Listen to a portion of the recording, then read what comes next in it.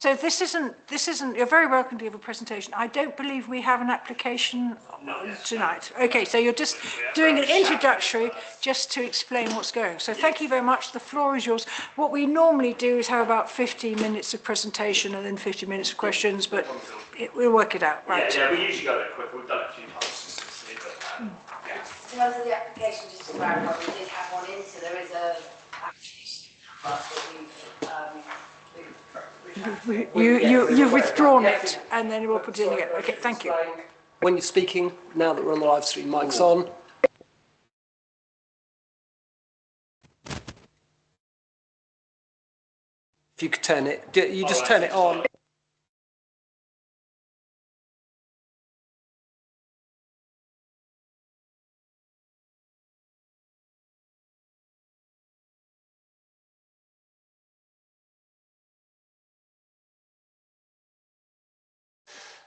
Hello, everybody.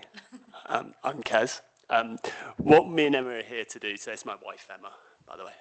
What we're here to do is show you the plans for our new home, hopefully, and sort of go over some issues that you guys might have had, and hopefully we can sort of go through them. Can I go to the next slide, please? So first things first, who we are.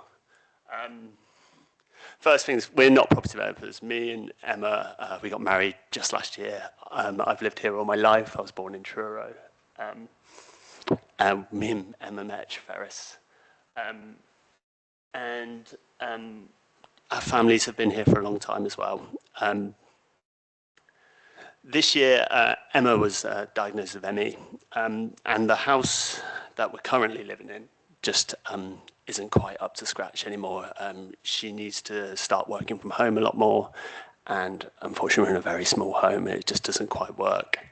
So we want to sort of try and improve that and have a family home. We've only just got married, but we would like to have children hopefully one day and have enough space for them as well. Next slide, please. Yeah, the neighbours. So when we originally applied, we had already spoke to Ocean, who we purchased the house from, and ensured they were happy with it. Then once we did purchase, when we started planning the house, we made sure we kept our neighbours sort of, we thought about our neighbours. We've twisted the house so we're not overviewing someone's garden. Yeah, and try and keep our neighbours at mind as well while we are doing the build.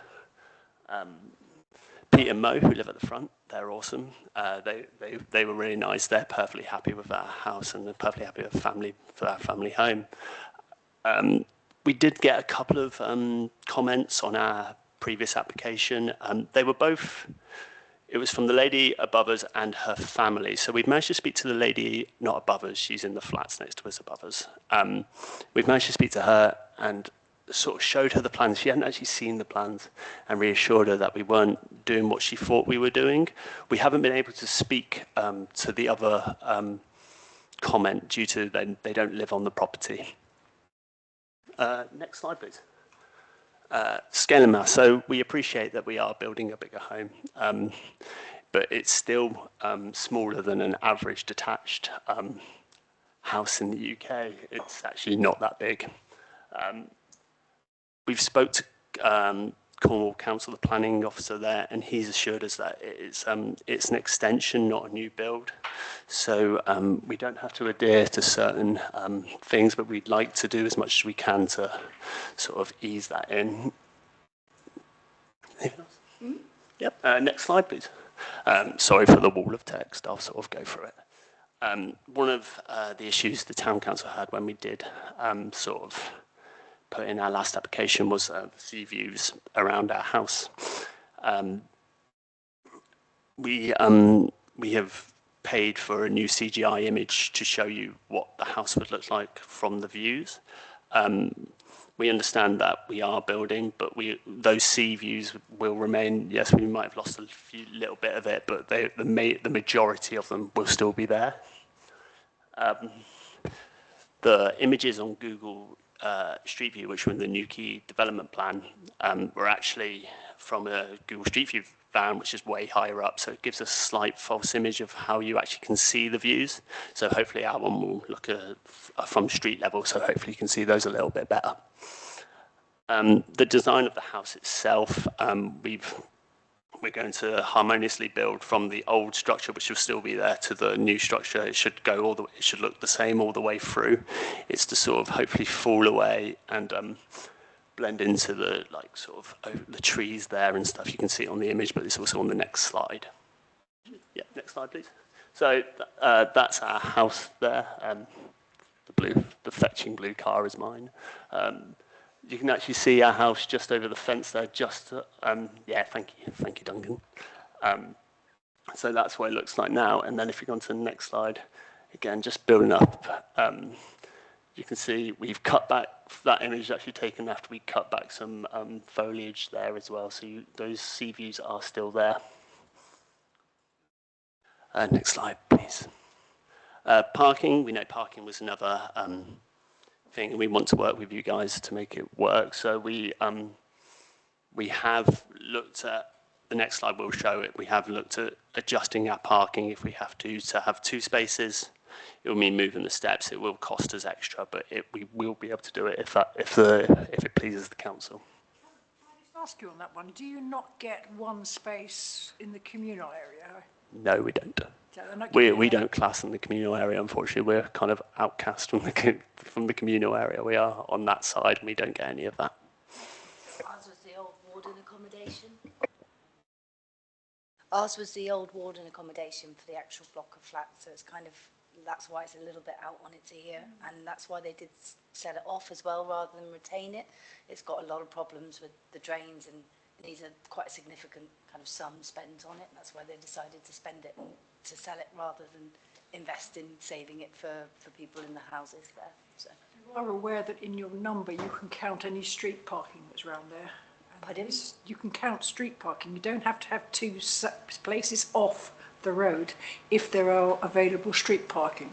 Oh, okay. So at the moment we park on the street. Yeah. But to do it safely, we park on the other side of the road because you can kind of be in the way of the corner if we go near the house. And that's really the only reason we went for 1 space to start with, is just so if we had children, we could get them into the house safer. And we're happy with 1. We didn't want to be greedy, and we wanted the minimum impact. But the proposal, we've kind of sketched an idea, and very happy to change it if you guys want it again. Because I know that there was quite a lot of comments on making sure there was 2 spaces there for future proofing, which I thought was a little peculiar, but we're happy to spend that bit extra and dig it out a bit further if the parish wants us to. Yeah, I'll leave you to take back over. So from the plans, yeah, that's sort of like the idea if we did have to put in 2 spaces. Also, just a small area there would be a single story just to put in the gubbins of an air source heat pump and that sort of stuff, just some extra space there. Cool, perfect. Next slide, please. Sustainability. Sustainability is something we're actually really into, I guess. I work in renewables. I also studied in renewables, so it's something we're quite passionate about. So in the original plans, it wasn't actually shown, but we do plan to put in solar and air source. I've already spoke to Naked here. Hopefully we can use them, they're local. And also putting in insulation, double glazed. Our house isn't insulated at all. There's no insulation in there. So we'd like to completely uplift our house, essentially. Again, the solar and all that sort of stuff, we really want to do it, but we would have to pull it back if we had to go into a lengthy appeal, because that was going to cost us some money. So, yeah. Good. Next slide, please. There's my lovely house. As it says, it's an ugly house. So we'd like to uplift it a lot. There are many similar houses. I know one of the comments from the parish last time was there aren't other houses in the area like that. There's some slides further on which show, but in 5 minutes walk, there's plenty of places that look exactly like, well, not exactly, but like a house, small and boxy, and what our new design looks like as well. So yeah, anything else you want me to add there? Just more, we kind of, we opted for the shape because of what's there as existing and to make the least impact possible on the street scene. So if we went for any kind of larger apexes or apex of the existing, when we started to mock that into the street scene, actually more of that view was taken away. So that's another reason why we opted for the style that we've gone for with the architect. But the next few slides that we can go through very quickly, they're just a lot of the similar ones in the area, really. So it was just to kind of highlight, if you wanted to click through them. I think this is it now. If you wouldn't mind clicking through, sorry. Yeah, so they're those ones. These are all the ones that are very similar in the area of new builds that have opted for similar things for least impact. There's quite a lot, and we've got more on this computer if we needed them. And that's not really including the kind of historic ones that are like ours, where they were built in the 50s and 60s, like the Mermaid and Roos Beach and all of those buildings as well.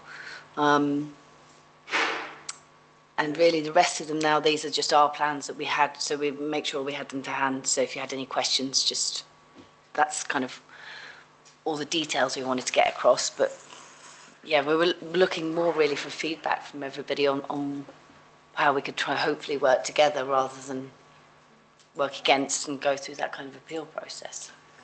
Has anybody got any questions? Sarah? Yeah, hi. You haven't talked about drainage at all. What are you doing for runoff? Our architect told us to look at the drainage with our builders once we'd got that bit further along. It needs to be in your plan. South West Water will pick it up that you haven't submitted a drainage plan for your guttering runoff, because it has to be, ideally it's dealt with on site. Okay. Not going into the main sewage system, because it's what's contributing to sewage outfalls is that when it's raining. So it does need to be, you need to state that on your application. Okay, we're happy to do that. The guidance we were told so far is because it's an extension and the existing drainage all goes into the sewage system. That's where it would stay. We'd prefer not for that. We're looking at having rainwater collection systems as part of the house. I mean, which would be So, brilliant if you've got, if you do go for a grey yeah. water system. That would be amazing. If you've got tanks that you can store underneath your That's car part of parking that area there. So and use it for toilets, then Yeah. that'd be brilliant. Yes, South West Water will be falling over themselves for that. They'd be over the moon. it's those things, we hate to say it like it's a buzzword, like we're trying to just get it through planning, but that's, we don't want to leave Yeah. here again. So those kind Yeah. of things, I think, are some of the best things that you can invest in, because you're never going to run out of rain in Cornwall. Yeah, and just if you can put, bird boxes and bug boxes, bee bricks on. Bee bricks, yeah. That'd be great. But put those in your design plan and stuff when you do Okay. that. That'd be great. Yeah, happy to. Down the road is bats everywhere. We sort of like, yeah. He's slightly obsessed with I'm it. slightly obsessed with bats, so yeah.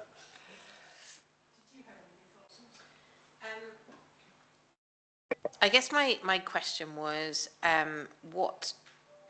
what thoughts have you had about trying to soften the impact from the road on the property, of the property? They were really kind of why we've gone for the materials and the shape that we've gone for. So so it'll be timber. So hopefully we're trying to get a local timber as well. And that's why we've not gone for the strong apexes and those kind of shapes, because we wanted to keep it as small as possible while still getting some usable floor space. Obviously, we looked at going further that way because the sea view is on this side, but then it got too close to the flats and we thought our neighbours were slightly more important than that. And actually, a lot of where the house goes now is completely covered by foliage anyway. If it wanted to be softened further, we've made sure the glazing areas aren't in anywhere too prominent as well. So we've kind of moved them around to areas where nobody will really see too many kind of strong reflections off of those. And If there's something that you wanted further, then we'd definitely And what's the kind of square footage or meterage, whatever, increase of what it is currently to what you're planning? So I believe it is currently just under 40 square metres, the whole house. So that's why Ocean sold it, because it doesn't fit any of their remit anymore. We found that out after. And it's going to be 140 just over. So it is, we appreciate it is going to be bigger, but still only the size of a three bedrooms, with a small office room. But I Feeds in very well to the comment I was going to say. So this is a householder application, because effectively it isn't an extension to, well, it is an extension to existing house, but you're actually building a new house, which is twice the size of the existing building. But if the planning officer's accepted that, I'm amazed that he has, because it is a new house with the old house as an extension on the side. And I'm surprised that's a householder extension. We did question that as part of our, as part of the objection that was raised in this room. One, it's probably worth pointing out that, I mean, we do see these sort of significant rebuilds come in under householder. Sometimes we do see cases where the application comes back again. The plans are all exactly the same, but what's had to be decided is to scap down what's there, because structurally it just wasn't up to the job of being the carcass for a new house to be built upon. At which point I don't think it would be, check with the officer, but I don't think it would be a householder application at that point. Okay. That's correct. We've asked him about that, but also Ocean sold it with a covenant that the house couldn't be taken down. So even... So that's relevant. But we can't... That is irrelevant with whatever covenant you have, and I understand what you're saying. I don't think they understood what it was you were going to try and do, because you are actually building a new house and then just leaving the old one on the side. I'm not against that. I'm not saying that's wrong. But to me, I'm thinking this can't be a householder application. I went back and double-checked after. We questioned that here, and I think that the officer was satisfied that this would, I think it pushes it to the bounds of acceptability, but I believe that it can be looked at as a householder. Could I ask how many bedrooms are in the existing property? One. So moving on to 2 bedrooms, whether it's a householder or a planning application, that's what triggers policy H4. So Okay. you've got what they...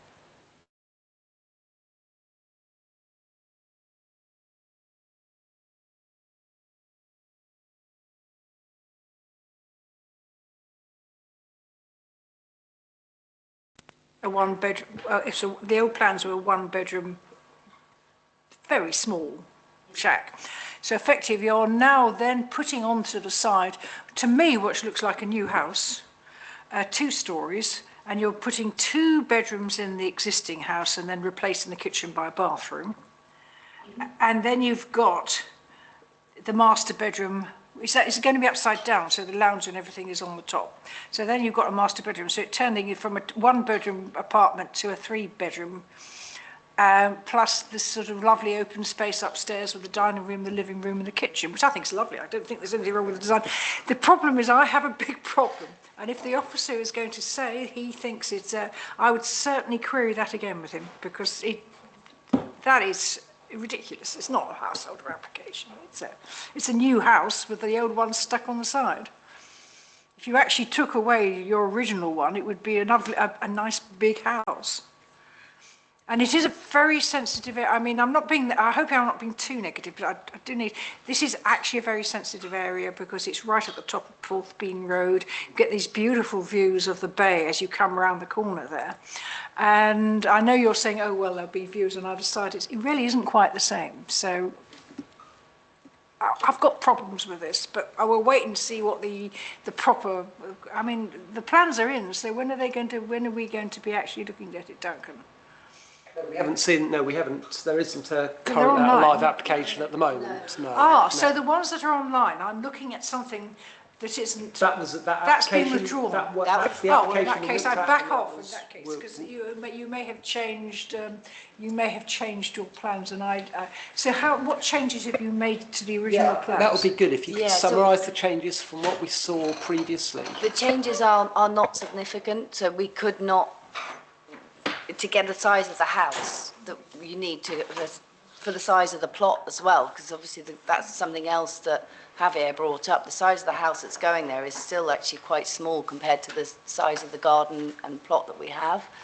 But we've trying to better explain that those kind of areas, they wouldn't allow us to add the CGIs on, and we're happy to kind of change the parking and those sustainability elements, because we're trying to work towards what everybody said that they need us to achieve, as if we weren't an extension, we were a new building. So adhering to the two parking spaces. Parking was the least of your worries, because you're saying you can fit quite easily one parking space on site. We're And just trying therefore, and to you've kind got, of there is cover street those park- elements that in all the points that we got terms of shown. our policy, where we say you have to have 2 parking places, Yeah, then we count street parking. So there is available street parking there. that's, It doesn't say off-site, it doesn't say off-site parking. So, it was slightly misleading then possibly in the comments that we were given, because if you read the comments that put from the council, there's a lot of talk of renewable, about not having a large enough parking space for the size of the house that we're trying to achieve. So the feedback about the drainage is really helpful today, so we'll happily go back and change that, because that's very much a plan. But if there's other elements, Oh, they do mention, you're right, you're absolutely right. They do say 1 parking space for a 3-bedroom would fail to meet Nuki Nam. I disagree. Sorry, guys, I disagree. Because we do count street parking, and there is plenty of street parking. Well, I don't know if there's plenty of street parking. There are plenty of streets you can park on. I Yeah. don't know how crowded it is.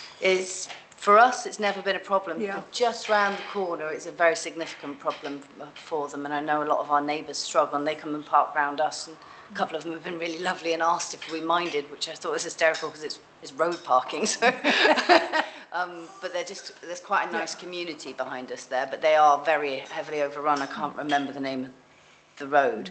But really what we're trying to come back to is just see if there's other elements there, because we are going to go back in with the same kind of build. If there was something, like if you saw a way that you'd like us to soften it or different elements, we want to take that feedback on board as much as we can.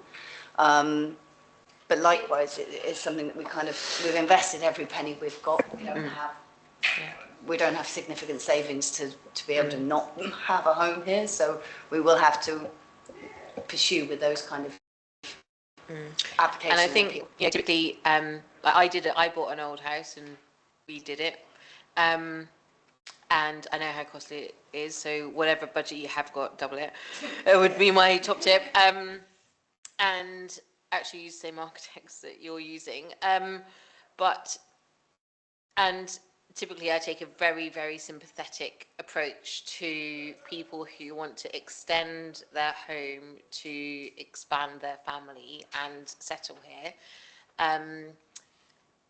But for me, the visual impact of what you're proposing here, and I can appreciate you want to go up, you want to get the views, you want the light and everything, is quite a long term. That's going to be there a lot longer than you are, hopefully, and the long-term impact on the horizon is quite significant, I think. And we need to balance our views on what the short-term impact for the community is and the longer-term impact of how Newquay is overall. And if everybody says we just want to build another story on our house and another story on our house, then suddenly we have no horizon sea views at all, and it's all just built up. So that's the kind of thing that we're trying to juggle in our head, is sympathetic to you, but also kind of what does the bigger picture look like. And I'm not an architect, I wish I was, but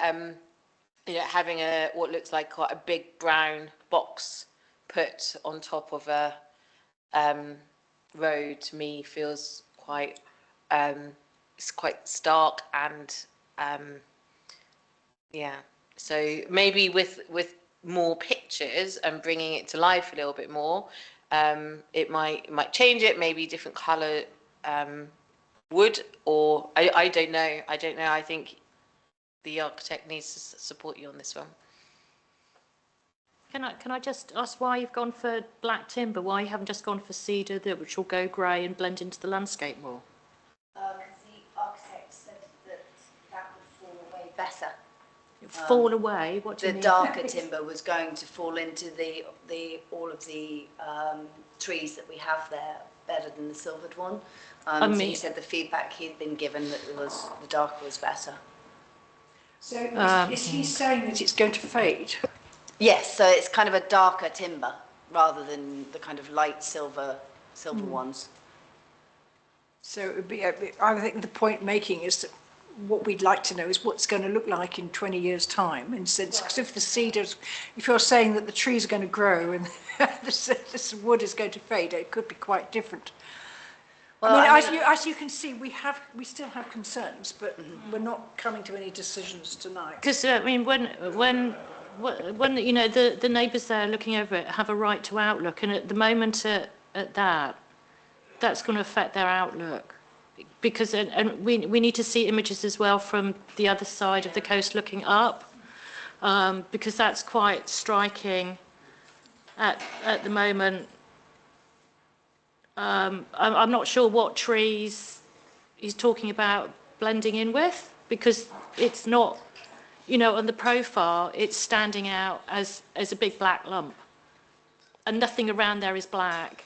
And yeah, where are the trees that it's meant to be? All of the ones in our garden there. So if you go to the image before, if that's okay, thank you.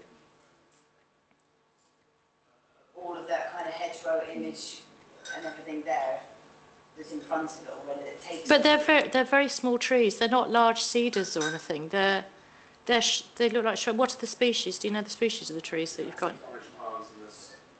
So Cornish palm isn't a tree; it's a grass. Lily. Oh, well, I thought we'll have a communal on that on another day. But I mean, and they're short-lived. You know, you're not talking holm oaks or like the cedar, you know, Monterey pines. That and they're not going to grow taller. You know, that colour of that. I think if it was just an ordinary cedar wood that fades to grey very quickly, that would go into the landscape a lot quicker and wouldn't stand out so much. I mean, but you need to get your architect to do SketchUp of how that fits in, looking on the other side of Porth, looking back up over. That one back that way. Yeah. Every one of these costs quite a lot of money as well. So No, I understand that, but effectively, is it going to affect the view of the people who live in Lawarne Road looking up? It may not.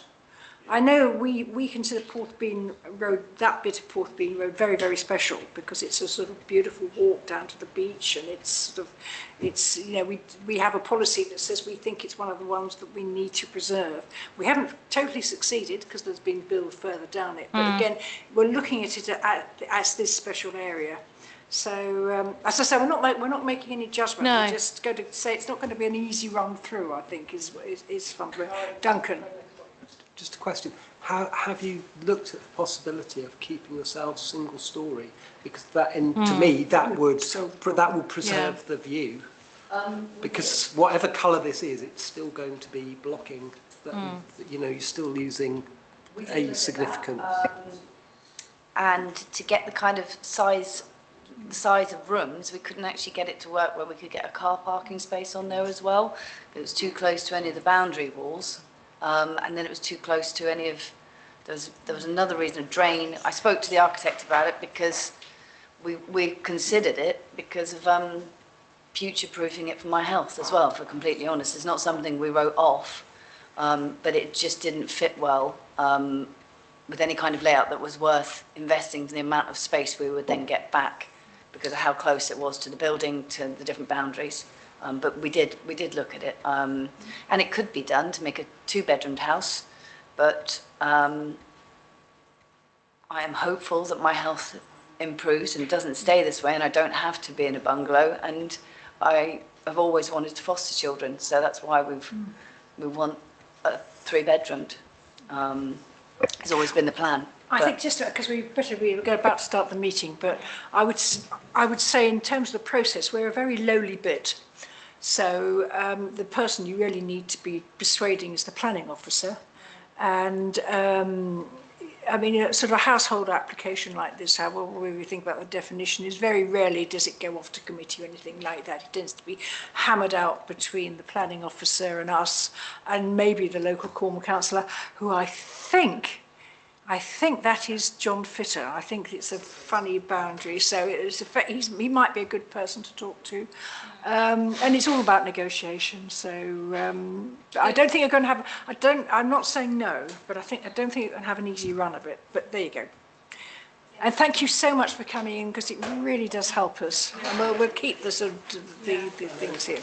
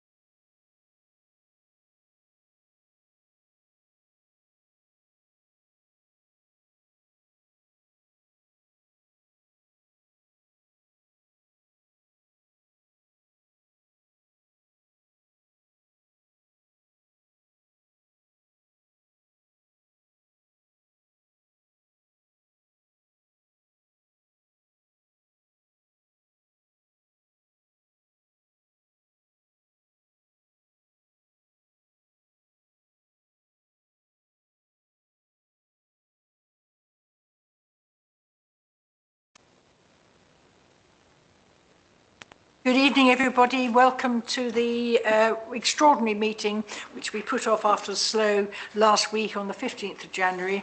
Do we have any apologies, Duncan? Yes, we have apologies from Councillors North and Larson. Declaration of interest as and when, I think that's how we normally do it. Meeting management issues, I can see we have people in the gallery. So one of those is to do with an active consultation, so we will do that first. And then Lisa has come in for one of the applications, and you've been here before, we'll do that one first. You're making signs at me. We'll do that one first, so you don't have to hang around too long. So do we, I mean, I might as well go straight through the standard stuff. So do we have the minutes of the 17th of December? Yes, you do indeed. Anybody got any comments? Right, I'll propose from the chair, seconded, show of hands, thank you. Right, I don't think there are any matters arising. Public question times, right. So what I'm going to do is divide public questions into two.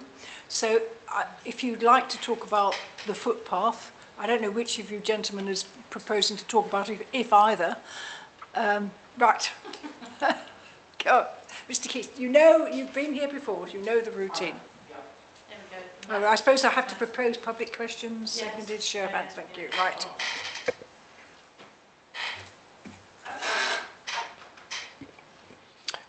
Good evening.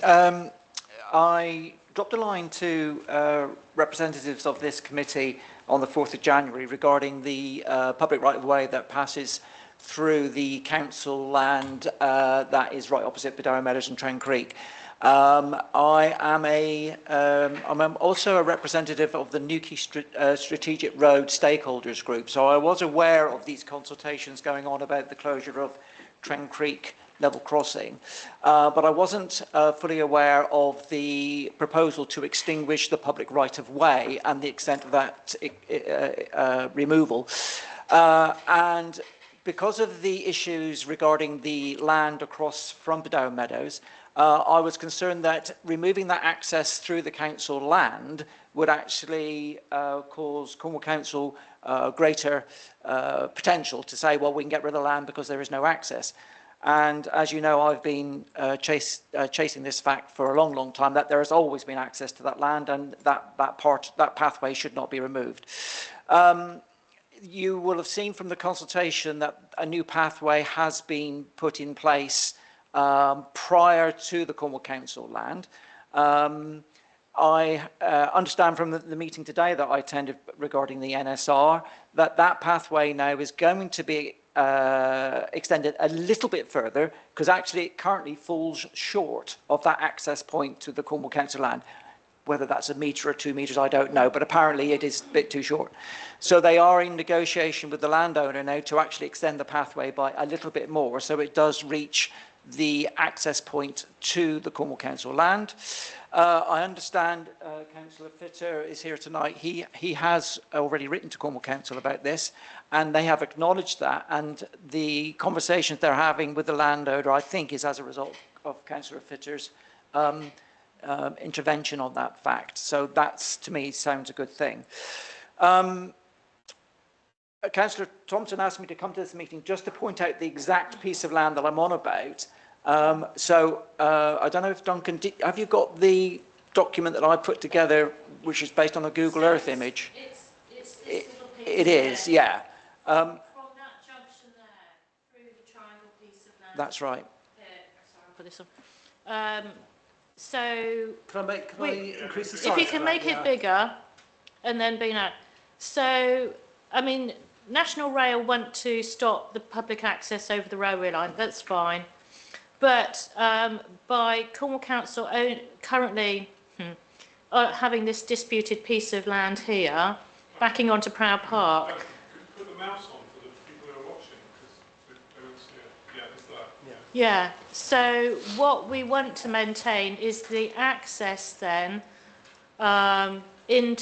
across this little bit here. So people can access this publicly owned piece of land at the moment. Yes. Scrub woodland. Yeah. Can I also say that there is a piece of land also to the right side of that, a little small triangle, That's This in the bit. Colan parish, Yeah, and the left-hand bit is in the Yeah. Newquay parish. And the gentleman today that I was in the meeting mentioned the fact, oh yes, well, obviously that little bit of triangle of land to the right in the Colan parish, you know, Councillor Fitter's comments regarding that is very reasonable. As I pointed out to the group, well, actually, the land to the left is still owned by Cornwall Council, and that is still in the parish of Newquay. yeah. There is an appeal on that land, we do know.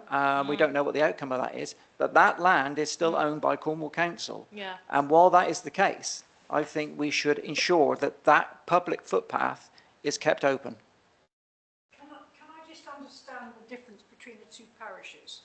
So I sort of assumed that the parish line is down the railway and then it goes down the footpath. Is that right? So effectively, is it now that the footpath, and I've seen the footpath, which is just fenced off, that this south, I guess, south of the railway line, is that in Colan, is what we're saying? Get John. No, He's nodding his head, yes. He's saying that that's in Colan. So the line is the parish at that point is the railway line, and then as we go down That's to what the that path, dotted line and is that's where there. the new Parish boundary. the new And then- parish downs is actually the rest of the footpath. Yeah. So are we saying that little triangle to the right Yes. is in Yeah. Colan? So this little piece here Yeah, is Colan, yeah, and then this piece is in Newquay parish. yeah, okay. And as it's publicly owned land with the public footpath going through, then you're saying at the moment, because we're not in planning discussion about it, is that we want to maintain the public access to that piece of land on Yeah. both sides of the footpath before Yes. the south of the railway line. Yes. So be devil's advocate, how do you stop them getting onto the railway? They're coming at it from, I mean, I assume that the sort of little alleyway between the houses on the Newquay side will just fall into disuse. I presume they'll block it. Yeah. I think Well, you'll why find would they that do Cornwall that? Council will fence it. Yeah, but Yeah, why yeah. Or Network what are Rail, they one or the going other. if they So- just, if they blocked it where they are proposed, then the Network Rail would not need to have to worry about anybody walking onto the No. railway line. No, so I mean, I'm sure they'll be doing that anyway. They're sure that Do they have Network. any, do they have any It proposals? hasn't actually been stated anywhere, I don't think, in the paperwork that Network will be blocking that access on the road, but it's just a presumption that they will. I think you'll find that the Network Rail will have to block that no matter Yeah, yeah. what, because Yeah. the land ownership, whether it's retained as Cornwall Council or another, you could access Yeah. the railway line otherwise, wouldn't you? So they will Yeah. have to put a fence across Yes. the railway line on both On sides. both sides, because Yeah. at the moment there's an alleyway here, isn't there, by this Correct. house? So they'd have to block that. Yeah. And because at the moment this is a public right-of-way going along here. Yeah. So they'd have to block it on both sides. Yes. So, yeah, just put a fence over that on the other side. Yeah. Do they know that? I mean, nobody seems to mention what I mean, they that's, do. I mean, that's the Network Rail stopping this. That's the whole point from, with them stopping the traffic on that they really don't like these. And it all stems back from the Nance Leden development, because Nance Leden, the Duchy did not ask Network Rail. They just assumed that they could put a drive across crossing on the main road, and Network Rail said no. We don't like we want to get rid of them. So Yeah. that's why they're stopping all these, and that's why the Duchy are having to have built the bridge that they've built. So, I mean, fair enough if Network Rail, that's what they want to do, and I'm sure they would be then putting fencing over that. But we haven't seen anything from Network Rail. All we've seen is from Cornwall Council paperwork. Yeah, yeah. I mean, the risk analysis that apparently Network Rail gave to Cornwall Council to justify closure was apparently fairly small and quite insignificant, and didn't really add up to anything. But I suppose, as I said in my email to yourselves, any risk is a risk. So therefore, it isn't unreasonable to say close the railway line off, as long as they provide an alternative means, which they clearly have. However, I did mention today as well regarding that, that there is no disabled access up that pathway onto that new public right of way. And they said, oh, well, you know, it's felt reasonable at the moment.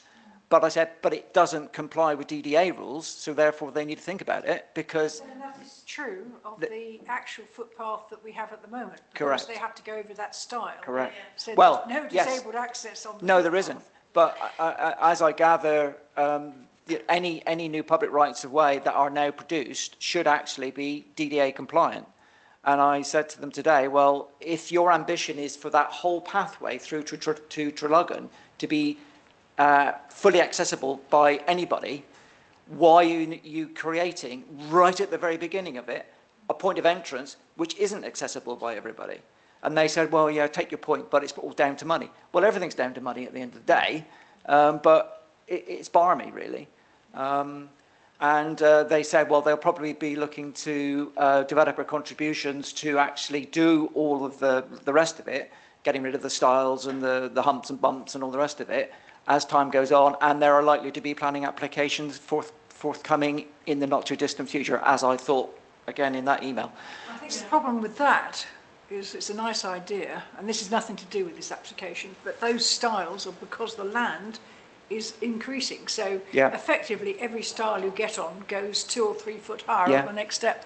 So I think it'll be a long, long time before they Oh, make agreed. that a DDR compliant. Oh, agreed. The whole pathway will take And a the long end time of to it- be that, The but end of it, or the middle bit from, because I walked it the other day, is in appalling condition at the moment. Yeah. You sort of lose the track. yeah. But I find it odd that if Cornwall Council came back and said, well, you must make this pathway compliant, at the point that they are responsible for doing something, they haven't made it compliant. This is the second time we've seen this. We saw this quite a few months ago. And our concern then was the pedestrian access onto the road here. And they have now put an offset barrier on that from people, you know, potentially going straight in there, even though it's not going to have through traffic anymore. Yeah. So I presume they're leaving the barriers, which will then go still up and down for pedestrians. I don't know what sort of mechanism they will have to stop. I think it was going to be just the lights, wasn't it, or something? Creek, I think.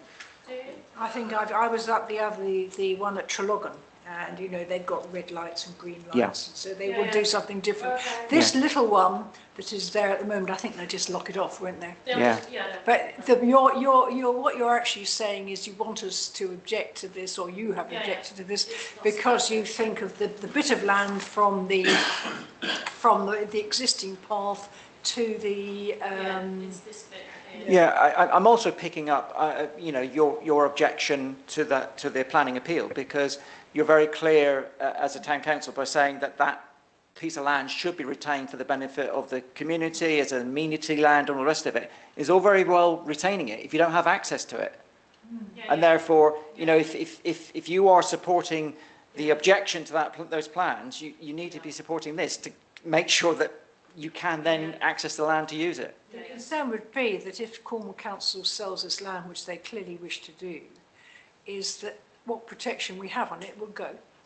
And effectively, we can lose all the greenery up that end. And the point we were making is that the woods there, and the woods that have gone, provided an absolute, well, first of all, they provided a buffer between the site and the houses. And secondly, it really contributes to the drainage there. Absolutely, totally. And if they take all the green away, you're going to have real problems on the other side of the railway. Absolutely, what we do now. John, did you want to say anything? The only thing I would say Can you come down to the mic? Yeah. So, is that regardless of where we think we are or where the authority think they are, the land is actually owned by Cornwall Council at this moment. And I'm approaching it from the premise that this is Cornwall Council's own land, and before they commence any negotiation to sell it, they have to do the procedures right. And they failed to consult the open space countryside people about the inclusion of the footpath in the land itself, Jonathan Ralph, knew nothing about it. And he is one of the footpath officers, and they're bound.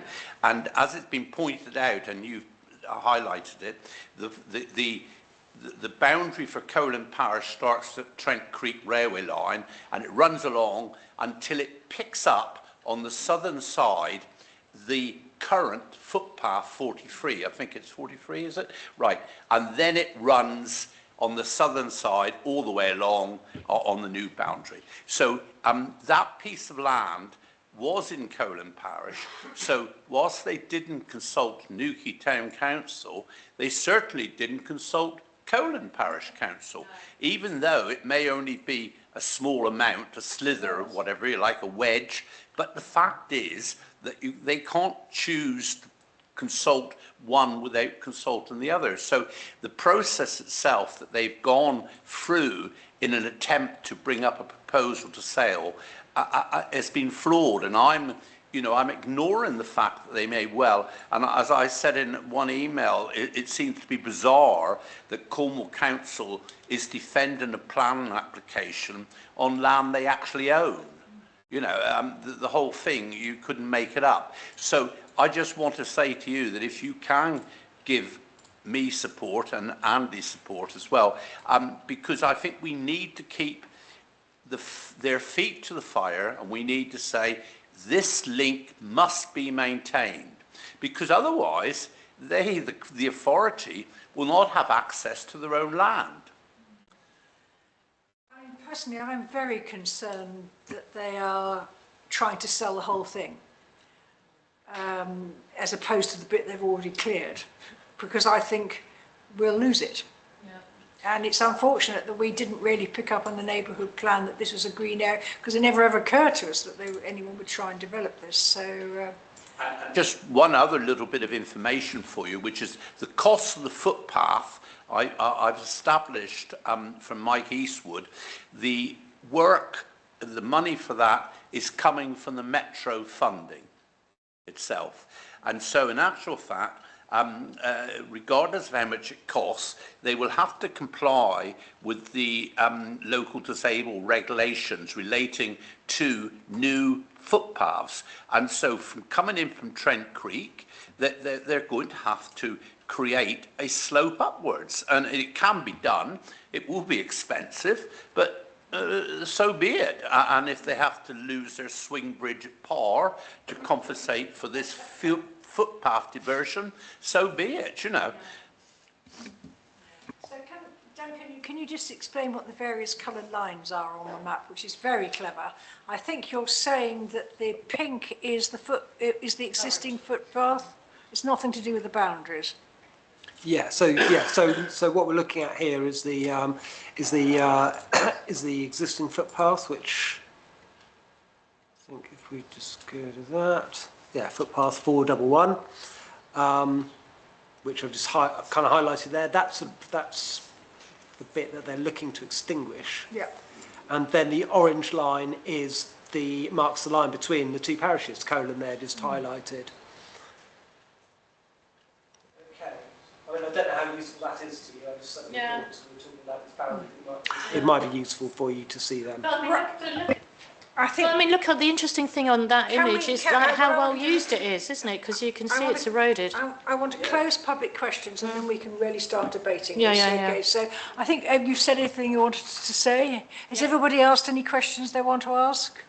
Right, okay, fair enough. I'm going to propose we close public questions for this item. Second. And we go straight into this as a part of an active consultation. So I think we've got the gist of it. Has anybody got anything they wanted to say?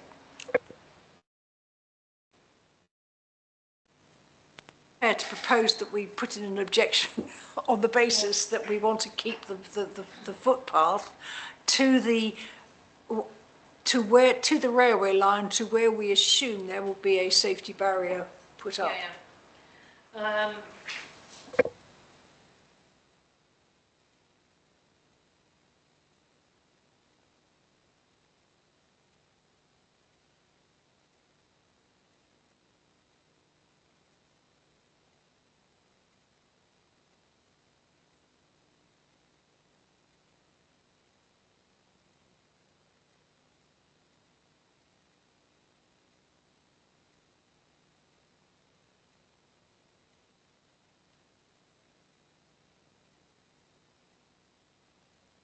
To the new spur. No, we're not objecting to And that, we're not, no, interestingly, the new spur's fine. originally, the footpath actually did that. Yeah. The fact that they then allowed it to go over the railway line is some historic reason, because they presumably the landowner didn't actually want the footpath down the bottom of his land. Now they've resolved, well, almost resolved that, if I understand the question, but Can I just say, are you, so you, the line that's marked new Prow route on here, you're not objecting to that, but you do have a view regarding its DDA compliance and accessibility, yeah? Yes, I'd like Yeah. to be. Yeah, just so that I'm clear.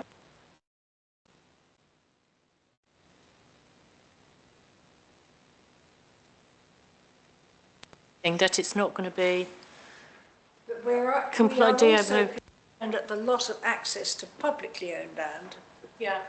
to the, that is the original footpath. Yeah. Are you seconding that? Oh, yes. Show of hands to support that objection. Slowly. So, yes, I won't go in, I won't make any other comments. So thank you for coming in. And we will see what happens. I think it will all depend on what the appeal says, what the inspector comes back with the appeal. Your objections is the one that matters, and so Newquay Town Council, they formally objected. Yeah. So that really, concentrates their mind. Thank you very much. Get around it. Thank you. Right. Thank you. Okay, what I'm now going to do is propose that we reopen public questions again, because Lisa is here. And which application is it? It's application number 7 on your list. Okay, everybody happy with reopening questions? You know the routine. Do come and tell us what you're about to tell us. 17 Trenance Road.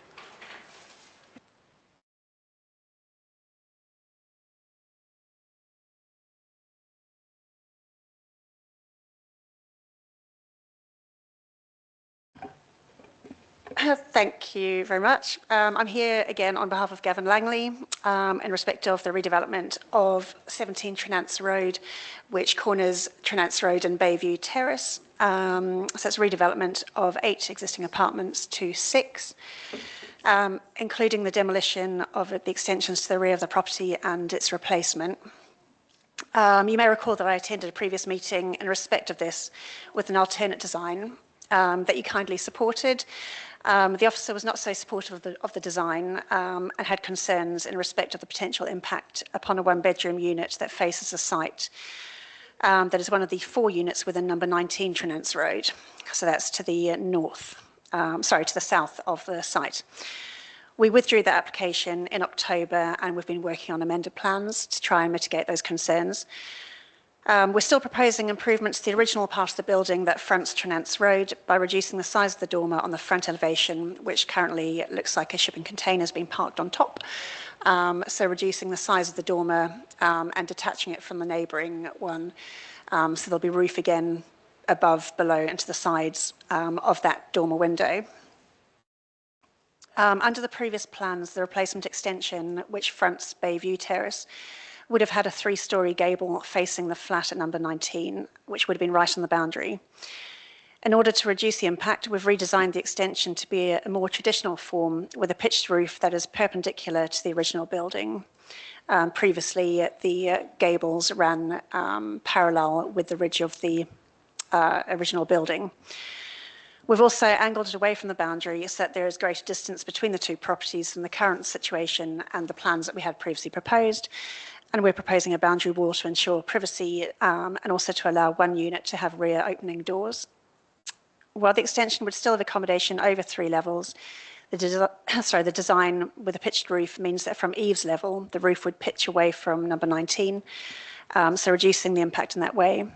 The roof is the lowest pitch possible to minimise the height, and we've also dropped the ridge further on an eastern section closest to that particular flat, and reducing the 1st and 2nd floor area so that the rear elevation would be even further away from that particular flat in question. We can look at the plans when you get to it, but fundamentally we've simplified the proposals, and we've got a central lobby off Bayview Terrace to access 5 of the flats, and 1 utilising the existing entrance on Trenance Road. Window openings are focused to the north and again have been simplified to mitigate the officers' concerns regarding the design. Works are proposed to the gable of the original building to improve levels of natural daylight and to allow improved access to a small balcony at first floor level.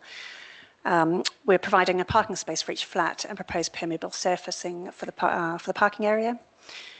We've not had any objections to the proposals, and we're hopeful that the amendments we've made will meet your satisfaction and will be able to be supported. I've not heard from the officer. I did message her today to see whether there was any update from her side. Haven't heard anything. I think the only comment we've had is from Public Open Space, and they don't require a contribution to be made due to the circumstances of the site and the provision within UKI already. So again, always just happy to answer any questions when you come to it. Thank you. Asking Duncan a question, what are we looking at here?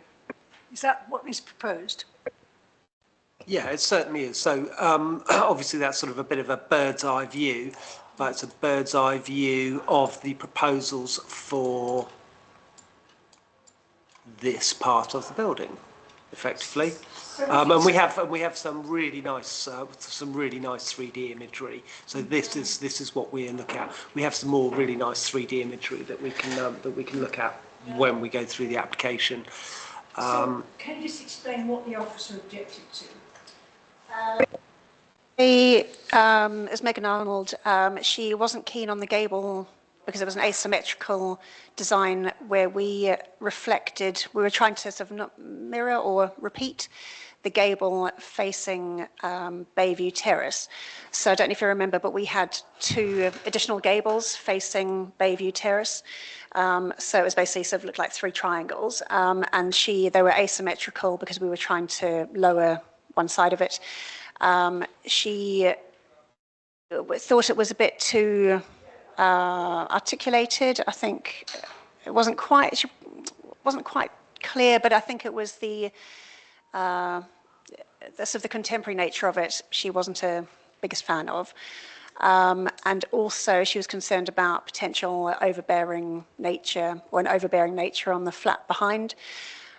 We did point out that the flat behind it doesn't have an EPC rating and it hasn't been granted an exemption, so it shouldn't actually be let out and should be improved.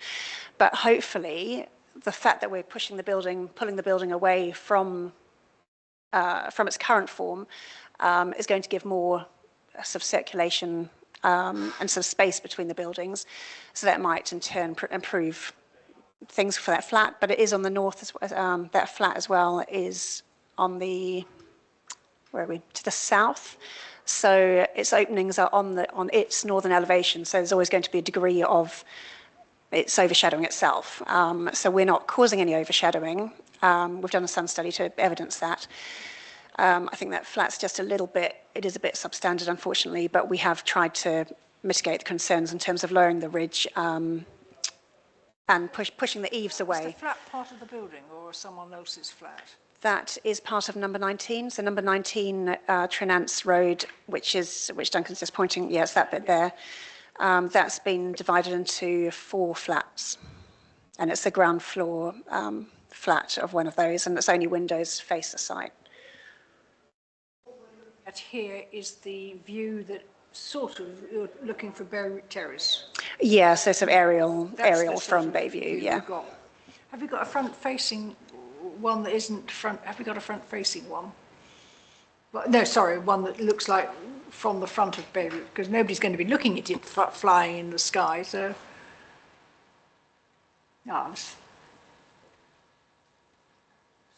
Duncan, in the design statement, unless there was another sheet provided with illustrations, yeah. I mean, we didn't mind in the first place, so. No, I just prefer the design, to be honest. It's more interesting. I think it's Yeah.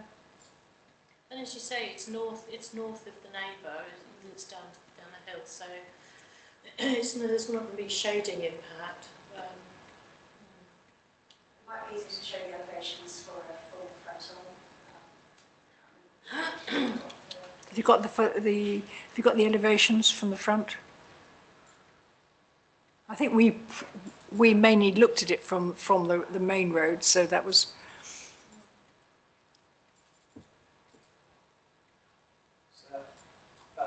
North elevation that you're looking at there, that's the side view. Sorry, I need to scroll down. And then that northwest elevation is seeing it from Trennance Road, okay? Yeah, it's the shrinking down of the dormer, isn't there, too? So it's not requires separation. Well, good luck to the builders doing that. Anybody got any questions? No. Is your chance to speak now? Or, right, okay, in that case, we'll close public questions and we'll go straight to this one on the agenda if we may. Proposing that, thank you, Joe. Show of hands, that's it. Right. Right, Duncan, would you like to take us through this one?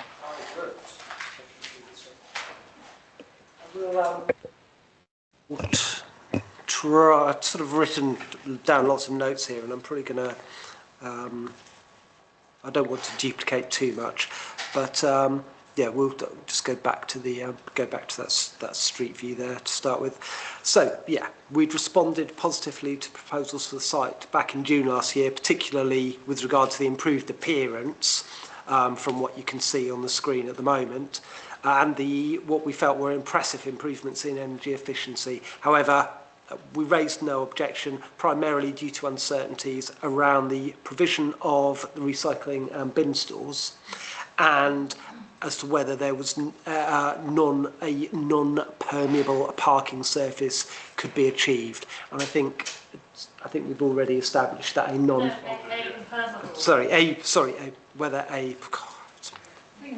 whether a permeable parking surface could be achieved. Yes, I am. Yes, I believe a non-permeable parking solution is already in place. Yes, and I think, as we've heard, a permeable parking solution can be achieved. So this is if nothing else, that's one good thing that's come out of this. The case officer clearly had greater concerns relating to the property the other side, and also with regard to the appearance. So I'm going to start off just looking at these block plans, just very quickly. That could get out of the way, couldn't it? Put you down there. Okay.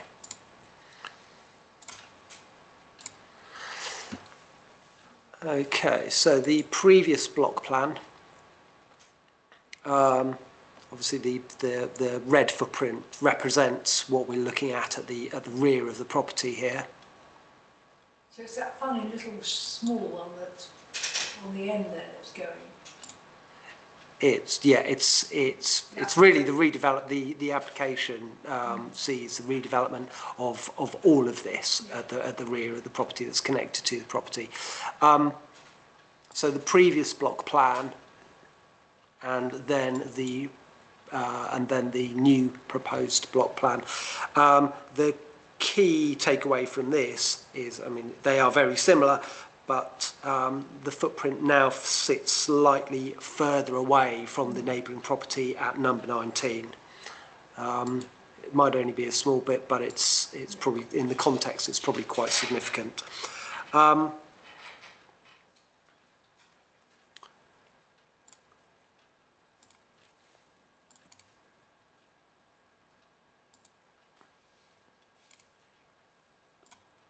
In terms of the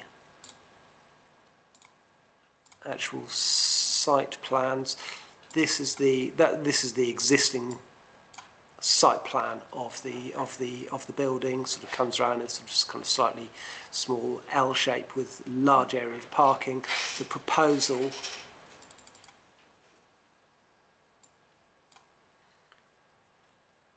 resurfaced with a permeable finish, you will see there, the parking.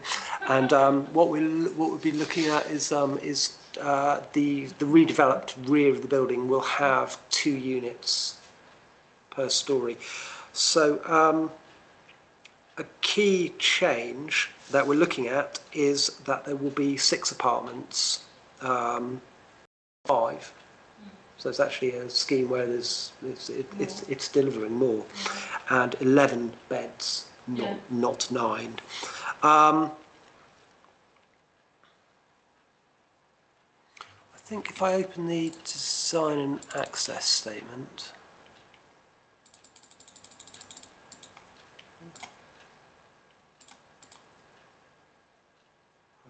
Page 13.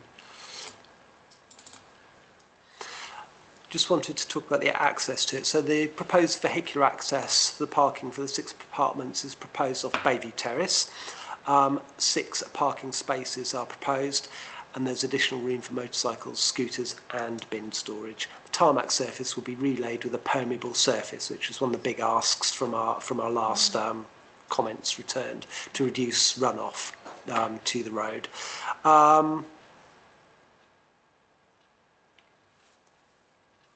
think we'll just have a look at the appearance of it, because obviously that is quite significant, and I think these 3D images are very, very useful for us.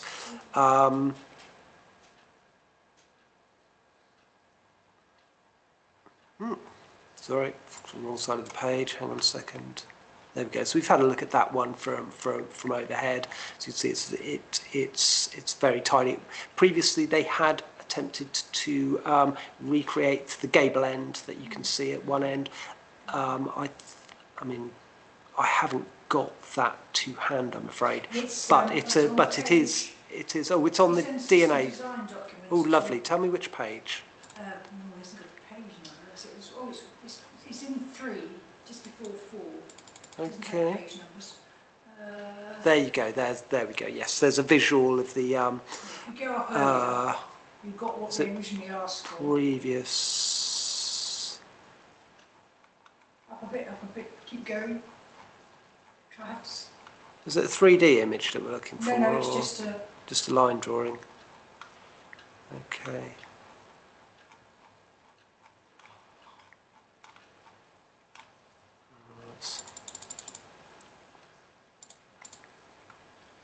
Keep going. Oh, still further up. No, it's under the photographs. It's under the photographs. Yeah, there we go. That was the yeah. Thank you. That was the previously proposed elevation, as you could say, sort of kind of mirroring that gable end. But the officer felt that it would be it would actually be more effective if it was turned round. The pitch was turned around the other way, as is clear here. The other illustrations. Sorry, I'm making a right dog's dinner of this. I really do apologise. There's no picture at all on that, is there? Yeah, so you've got. Yeah, there is. It's just a Yeah, so there's a gable that's been turned round. So rather than it being that way, it's been turned round, so it goes the length of it. Yeah, so rather than the gable facing northwards, it's now facing east. It's east-west. Can I just ask, do you know, Duncan, are there windows On the existing building? Yes, opposite those windows there, because The only way that I'm going to be able to assess that, there you No, go. it's not. No, it's not. It's There not. you It's go. fine. The street view shows clearly that there So isn't. the only controversy that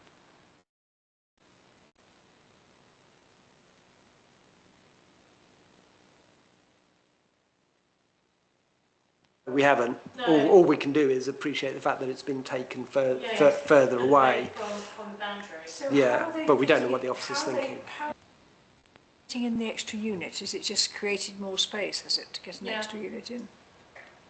Uh, Because it was 5 and now it's 6, is that right? Yeah. yes, that's right. Yeah, it's. I don't have I can't sort of really show us the previous floor plans. I mean, we can. There's a nice description of the six units. The ground floor, you have at the rear, you have a 1-bed, sort of very open plan kind of apartment, and flat 2, which spans a bit of the existing building and a bit of the new, which is a 2-bedroom. A first floor level, you have a 2-bedroom at the rear, and flat 4 at the front is 2 bedrooms. Flat 5 is another 2-bed, and flat 6 is another 2-bed. I think previously I seem to recall that there was at least one 3-bedroom flat in the previous design. So I think that they've skinnied them down to 1 and 2 beds, and have thus added 1 extra dwelling unit, and have actually managed to increase the number of beds. So. Can I ask, is there any content about, are they going to be sold? Are they going to be let? Are they going to be holiday lets? Are they residential? It's just described as open market housing. It's ultimately what happens to it is, but yeah. No, there's no like sort of intended holiday restriction or anything like that. Parking places are they providing? We are looking at 1 parking place per unit, so 6 in total, plus additional space for motorcycles, and I know the case officer is very keen for bicycle kind of spaces as well. It's not our standard, but sadly, with the new emphasis on building God knows how many homes, the parking places we'll never be able to maintain that Yeah, we'll never in a town it will be sustainable, and I think it still stands good for new estates, but I think within a town where they're amending something, we'll be lucky to get more than get 1 each. Yes, Joe. Can I say? Sorry. No, you carry on. I was just going to say that I think that, I know it's a bit maybe a bizarre thing to say, but that corner, I would say probably 80% of people who visit Newquay drive past that corner. Yeah. And I would say 80% of the residents of Newquay pass that corner on one way or another, at least once a week, if not every day, multiple times a day. And the redevelopment of it into some very nice looking, modern, interesting homes, to me, is a regentrification of a street that is quite tired. And I think looks lovely. I love the way that they've kept the front of the house, and they're actually improving the front of the house to keep the historical nature of that. I love the use of that triangular window to bring light in without actually kind of, doing something that's going to aggravate people. I kind of prefer the previous one, but I do like that one. So, I think great. Well done. Everyone, we went no objection. And I like you, I rather prefer the previous one, but there you go. Joe. Being mischievous, I'm tempted to propose no objection on the basis that I'm worried about the direction of the pitch, but I think I might be bold and propose that we approve this. Why did we limit ourselves to no objection last time? Do you in your pack? It's but it was our key concerns were there appeared to be no provision for waste bin store, etc. And there was, I mean, I perhaps worded it slightly softly, but there was quite a big question about the achieving a permeable parking surface. The reason I want to stick my neck out is because I think that they've been responsive to the officer, and as a process, I think it's been interactive and collaborative. So they seem to have responded to our concerns. They seem to have concerns were raised before. The parking, I think, in a town, we're lucky to get 1 per unit in this particular place. Were you going to propose support? I can, yes. I think we can propose. Yeah, I'll propose it. Who's going to second that? I'll let Frances. She was raving about sure. it. So Okay. show of hands for support. Yeah. So thank you very much for coming in, and we've increased our vote for it.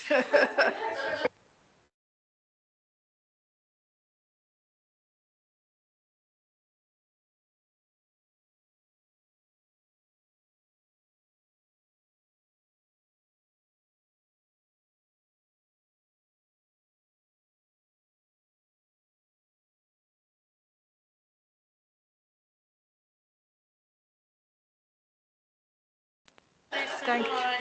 Okay, so if we now go back to the agenda as is, do we have any other active consultations?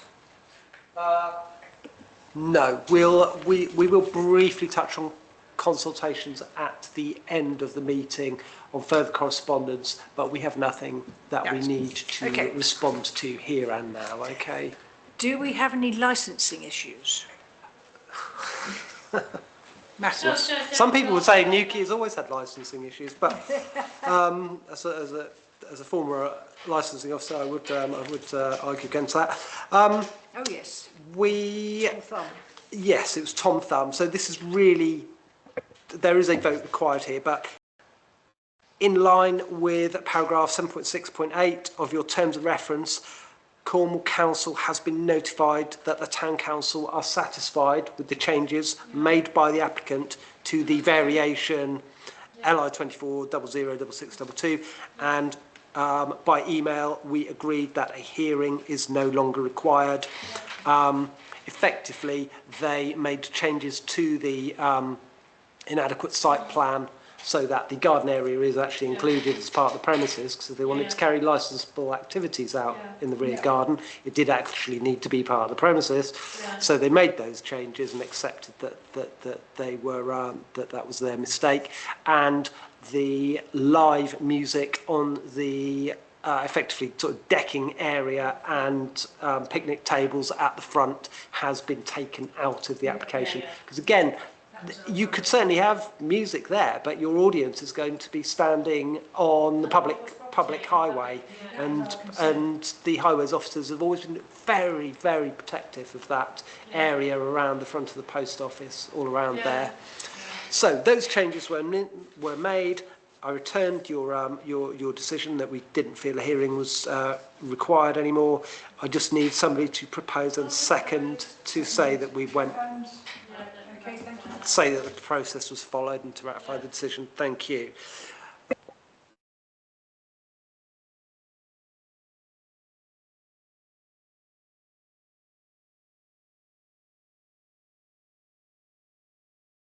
Yeah, no. So you actually at our last meeting you objected to the issuing of a lawful development certificate for Zenith, chiefly because there was no evidence to support the applicant's claim that they did use number 7 Zenith as their main residence within the 3-year period claimed.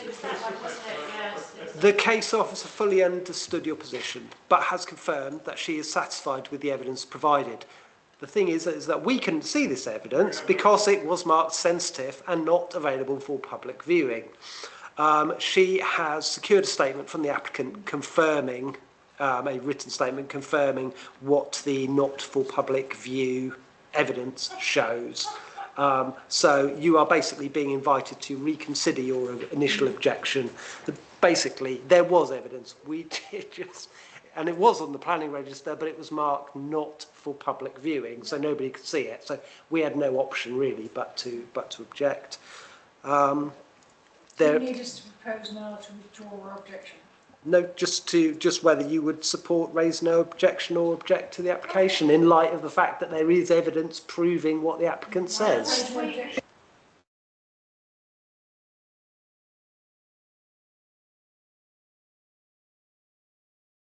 Have a form of wording that says if the case officer is satisfied with the evidence, then we are happy to either support or not object, up to you.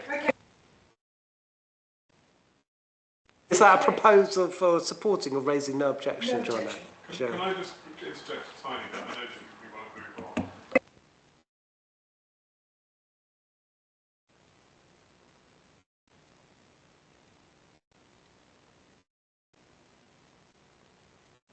Already had this conversation with you. That conversation has been had. Unfortunately, there's a verification team and the officers, and sometimes the verification team go ahead and do stuff, and the officers aren't actually fully aware of it.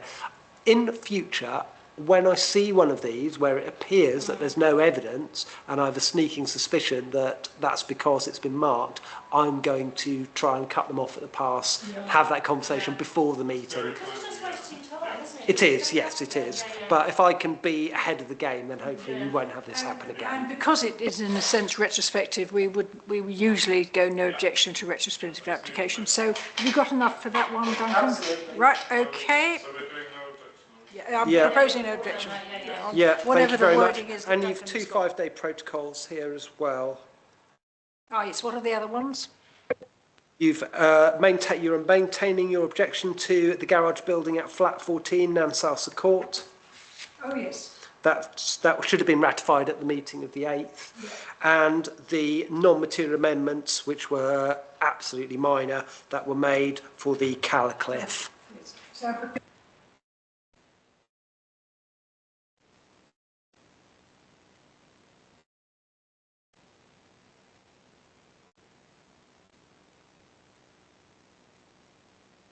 Right, we're on to, are we now on to planning applications? So I'm afraid you'll be doing them all, Duncan, tonight, so there we go. Duncan did insist that he was okay with this. This is excellent. Yes. And then I came down with my own chest infection. But yeah, but no, but I am pretty much over it now. Right. Application 1, PA 24/09216. Oh, I've seen this one before. Trewenda, 17 Elliott Gardens. Change of use from guest house to single dwelling house. Indeed, this is a very unusual meeting because we are seeing so many applications that this is almost like a sort of a summary of what we've done through the whole of 2024, this meeting. It's got so many that we've already looked at, starting with this one. So, yeah, Elliott Gardens, and you'll remember, well, let's come down to the street view. There we go, number 17, Elliott Gardens. So this will be the third application that we have seen for this address. In May last year, we objected to the first application for a change of use to an HMO, which was subsequently withdrawn. A lot of that was really to do with the use of the building in the rear, which should never have been for accommodation. In August, we raised no objection to a revised application that reduced the number of beds and proposed parking in the front garden area. That application is still to be determined. So it's with some surprise that we're now looking at this third application. This one seeks a change of use from the existing guest house to a single dwelling house rather than an HMO. As per the first application we looked at, the description tells us the elevations and external appearance of the building will not change.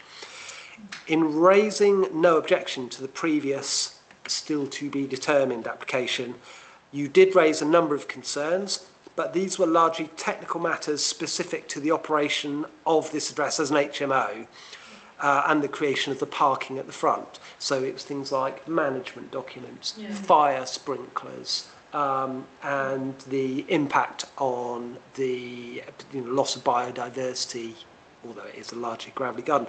All of that is no longer an issue. Well, it would be if they carry on with that one. It is for the HMO application, but it isn't for this one. So we have a specific policy that says we would support swapping HMOs to single buildings. Now, whether we will in future, yeah, well, This is the guest house though, isn't it? that's the key difference. Yes, an HMO to a house, as Joanna says, we have a policy that in the neighbourhood plan that would support that. We don't have a policy that supports the loss of a guest house. In fact, we have a policy that tries to keep guest house. But you will recall that we were satisfied last time around with the marketing efforts that had taken place with the guest house. So I think that we take it as read that they have ticked that E3 policy. They have shown us this already. Yeah. So really, I mean, there's not really much to show you. It's going to stay as they want it to be a house. It's not going to change in terms of what it looks like. You can look at the floor plans and the elevations if you like, but there's not really a lot of point. Okay, I propose we support this, Yeah, second. and we'll wait to see what the next application says. Yeah, yeah. Yeah. Yeah. Thank you very much. So the next one is a window. Oh, now this is an interesting one. I've had quite a lot of correspondence with Far Horizons. This application actually took part in June, so I wasn't around in June. In fact, it was actually passed on July the 4th, and that was to extend extend it by a floor. It's this funny bit of tar road that is almost behind tar road. Yeah, we objected to it originally. Oh, you did it. You objected to it, and we came back. They came back, and I think I wasn't involved, and we actually agreed to disagree on this. The scaffolding has just gone up. The scaffolding makes it look absolutely enormous. I was looking at it today. The neighbours in 111 Tower Road say they had absolutely no idea it was happening because they weren't consulted, and they are extremely unhappy about it. However, and I'm saying it's not my fault. However, this is a very minor change as far as I can see. So they're not changing the attic. They just want to put a window in downstairs.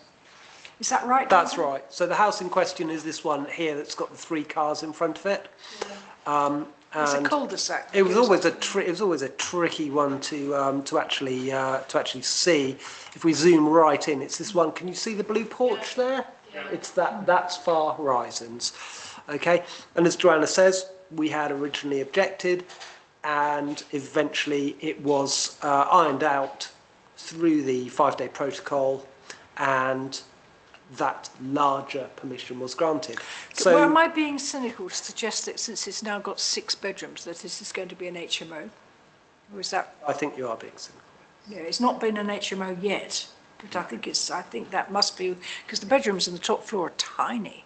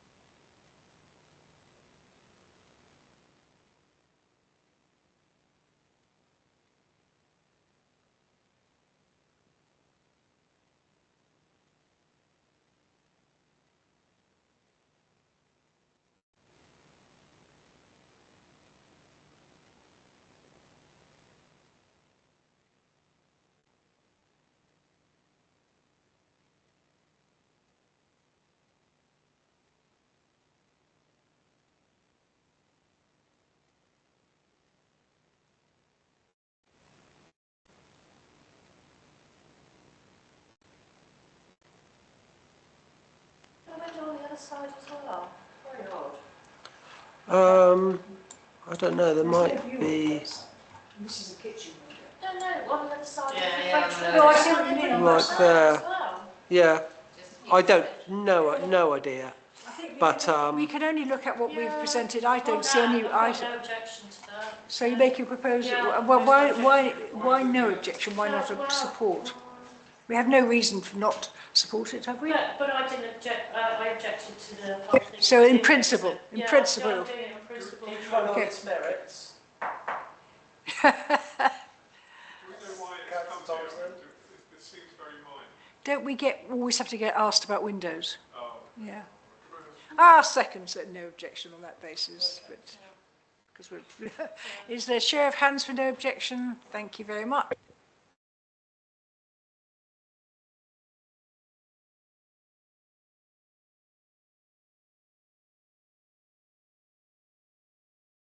Seven Anthony Road.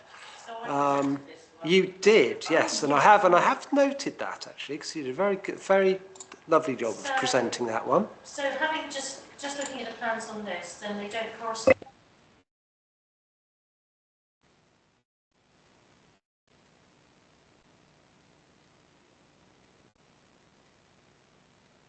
Your problem was that they were going to destroy the garden, wasn't it? Yeah. So now what are they doing?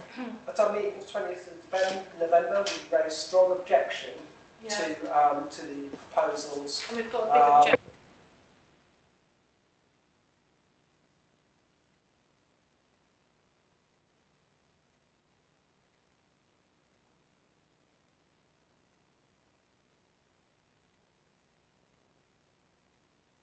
Over the top of the garage, so to build habitable rooms over the top of the garage, yep.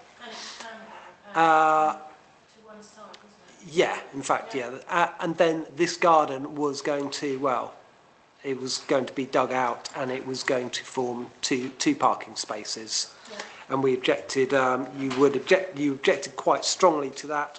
The loss of the attractive raised garden would noticeably harm the existing street scene, and you referred to both policy D1 and the Newquay character study in your objection.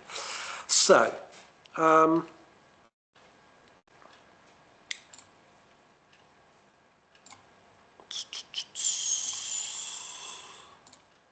I open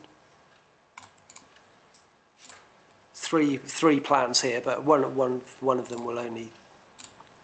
These are very busy as well. You know how much I love a planning drawing that's got everything crammed into one space. You know, I'm in heaven here. Right, how have I said I'm going to? I've wrote to myself here, skip from one drawing to another. I'm not going to be skipping at all because these are far too. So which one is this? Right, bear with, and I'll just let me set it up and. Right, okay. You're going to do something clever. I'm just going to do my best to make sure that we all understand what we're looking at.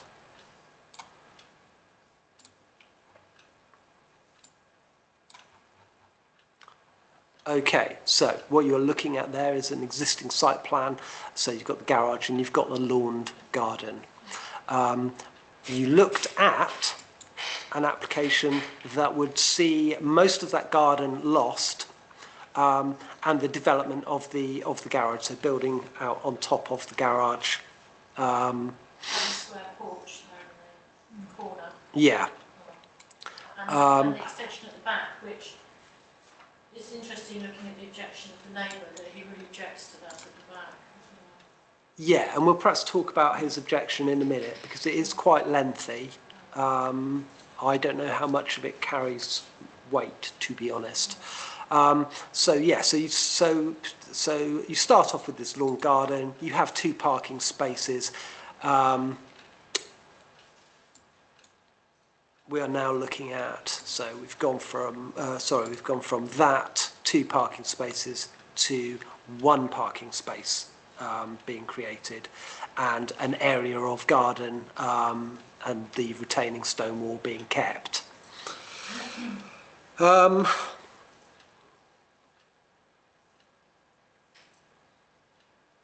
Let me have a look. Can I just point out though, the proposed planning block plan that they've submitted again still has it with the two spaces. They haven't done a revised block plan. I thought that's what we were just looking at here. No, if you they've still got the same. So this is a new application. It is a new application, right? So we can forget about all the they're basing it on right. the existing. I see the point that you're making. So this wasn't a drawing. Yes. This wasn't a drawing I was actually going to focus on Yes. at all. But it's there though, and it hasn't Yeah. changed. So we do It's need to still point out that the So they proposed haven't updated the block plan. is wrong. So they hadn't updated that. But I sometimes wonder why we need site plans and block plans. But I think that this is useful in that it shows the hatched area is where there will be additional increase in the footprint of the building. But you see, that has changed. So you see, this is where. This is why I think that we need to rely on the site plan, on the crowded document rather than this one. But they've extended this, so this is the new shape compared to the other one. So I have a concern that this is purposely different. Can we An officer can't say yes to it if there's a problem with the plans, but it would seem that Is this one we can put off?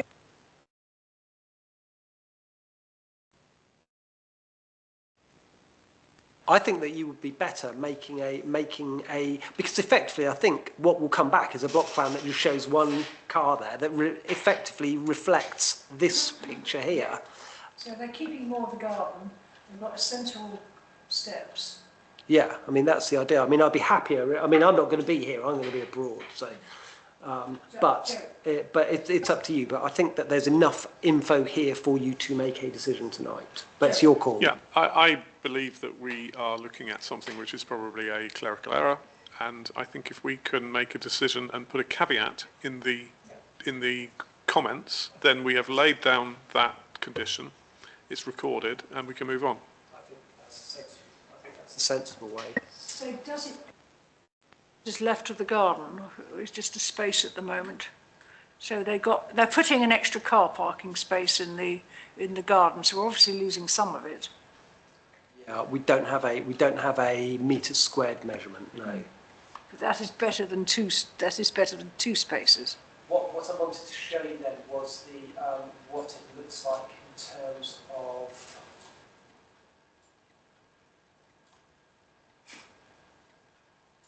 It's quite different. Yeah, I wanted to sort of show, compare the two street views, really. So that is a street view that you would, that we looked at last time and were so upset about because of the complete loss of garden. And then this is what they've come back with here. And what is it currently? You've got the street view. I mean, in terms of the, Comparing what it is currently. unfortunately, the line drawing doesn't show you a great deal of detail. But you're looking at effectively losing more or less half of this garden here. Yeah. And if you go up the street and down the street a bit? But you're also losing street parking too. No, Yes, you would be losing street parking. So, interestingly, well, you'll see. I mean, this is mentioned in these. I can't remember the exact terminology now. These raised front gardens with the Cornish stone across the front is described as in the character study as one of those features that we would not want to lose here. You will interestingly you will see that number 11 did the same thing with their garage. But not their garden. But not their garden. And I personally don't have a problem with the garage. I think it's actually very sensible. Yeah. Why wouldn't you? I have a problem with the garden more. Yeah. Yeah. It's nice, isn't it? Yeah. Yep, it's a particularly pretty garden. Can we go down the street to see what other precedents there are? Well, there are. They're all the singles, but they're all saying single axis only. Yeah. So putting a double axis is what they're trying to do. Yeah. Is actually changing the look of the street. Yeah.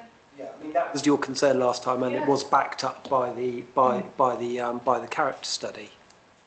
Well, I think we. Made an effort, but I think we're pretty. Yeah. So you're making a proposal? I would just like to touch upon the public objection, which wasn't here, which wasn't available for us last time. So Mr. Hield lives in the house between these two. This is number 11, which has a permission to do interesting things to its garage, and number 7 has, in a lot of ways, has very much taken that, but we could do something very similar with ours. But they've added the parking as well. Mr. Hield did make comments regarding the impact on the character, but he also mentions that there was a condition put in place on this one regarding the use of frosted glass because of additional views into his property here. I don't know what you would think about that, because this garage is on the other side. Yeah, and it's a distant. He has asked for this condition, but he is, it is a sort of slightly different circumstance because the garage is that much further away. So would a way forward be to seek review? Because I think it's quite difficult to make that decision. I think somebody with a bit more knowledge. We could include it as we note that the permission for number 11 included frosted glass. You know, and we would seek confirmation from the officer that there would be no loss of privacy. Because I don't think that there would be a loss of privacy to Mr. Heald here, but I think that the people at number 5 might feel differently. And although they've not put in an objection, they certainly need sort of, you know, somebody to speak up for them. Seek confirmation. But it's on the corner on the other side, isn't it? You're edging away from my seek review part. Seek confirmation. Well, we can do. Surprise, seek confirmation is less ambiguous. Yeah. But he also has concerns about the height of the extension at the rear, and then the impact they will have on his back garden. So let's just have a look at the. Because at the moment there's a conservatory at the back which is coming down, and So it's that's what you've got at the rear at the moment. Okay. so the new one's going to be an apex room into the roof, isn't it? So it's going to be quite a bit taller, and he's concerned with shadowing at the back. So I think that is a case as well for the planning officer to check on about shading the neighbour with the height of the extension. I think as he references, it's There's why would somebody buy a house where they... That always happens, I'm afraid. Yeah. Why do you buy a house with a tiny garage and then buy yourself a Range Rover? When they've got 3 cars, there's also South West Water that they've put no surface water strategy either for Yes. Indeed, they have done. For the extensions, so they need So, that for... I mean, I'm not quite sure where we're going on this one. Are we looking I'm to holding object? You want to propose objection? On the basis... Okay, so we've proposed in the second to object. And that's based on the loss of the sort of out of character, losing the garden. Yeah. Because everybody else. But are we objecting to, I'm not quite clear why we're objecting to the one round the back. If we are. You.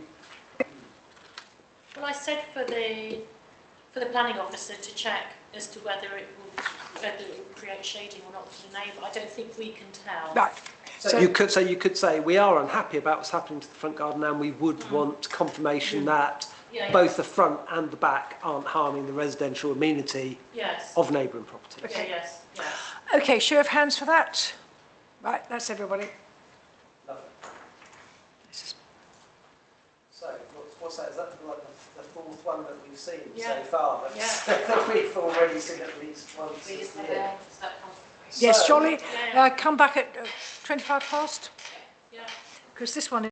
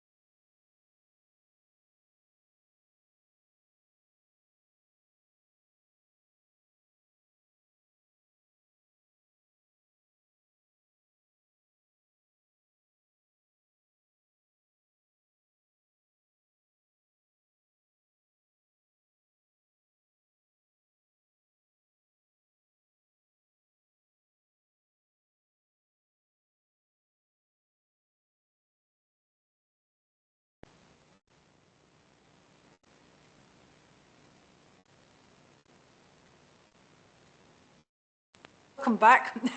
We're now on application 4, PA 24/02359, which is the villas for the Porthveum. We've seen this before as well, haven't we? Yeah. I think. Well, an earlier version, perhaps. Anyway, carry on, I Duncan. was going to say, and now for something completely different, an application that we haven't seen before, but I could be wrong. Right, brief bit of background.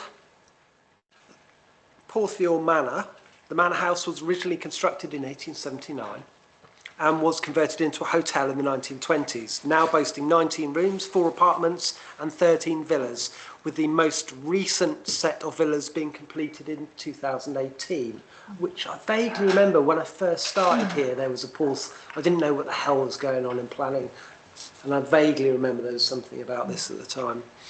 Anyway, I'm going to, so Porthveum Manor Hotel, you can sort of just see it there, and we're going to zoom into the site, because this is kind of quite useful for us. I want to look at the location plan first.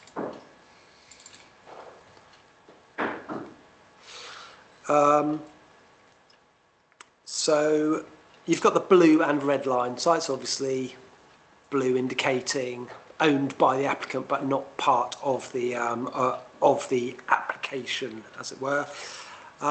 The proposed 4-bedroom villas, we are told, will be located in the wide open area to the top. Okay, and if we go back to that street, that overhead view, we're talking about this area here that's a bit shrubby and a bit bushy around here. Okay, we're told the site is currently a slope containing a mixture of shrubbery and grass, leaving it partly inaccessible and generally disused. That's their choice, though, isn't it? Does it contribute to the view? That's Yes. So the proposed site plan. So this then shows the footprint of the proposed 4 one-bedroom villas along with the parking arrangements. We have a rather nice, I do like these 3D images. I find them so much more useful than line drawings. So we are told there will be a communal veranda will allow primary access to the villas from the south, allowing access to ample parking provision via steps or a pathway of an accessible gradient. A green roof of native flora sedum will soften the landscaping and will reduce the overall impact on the current level of green space on the site, as well as visually securing the proposal in the landscape.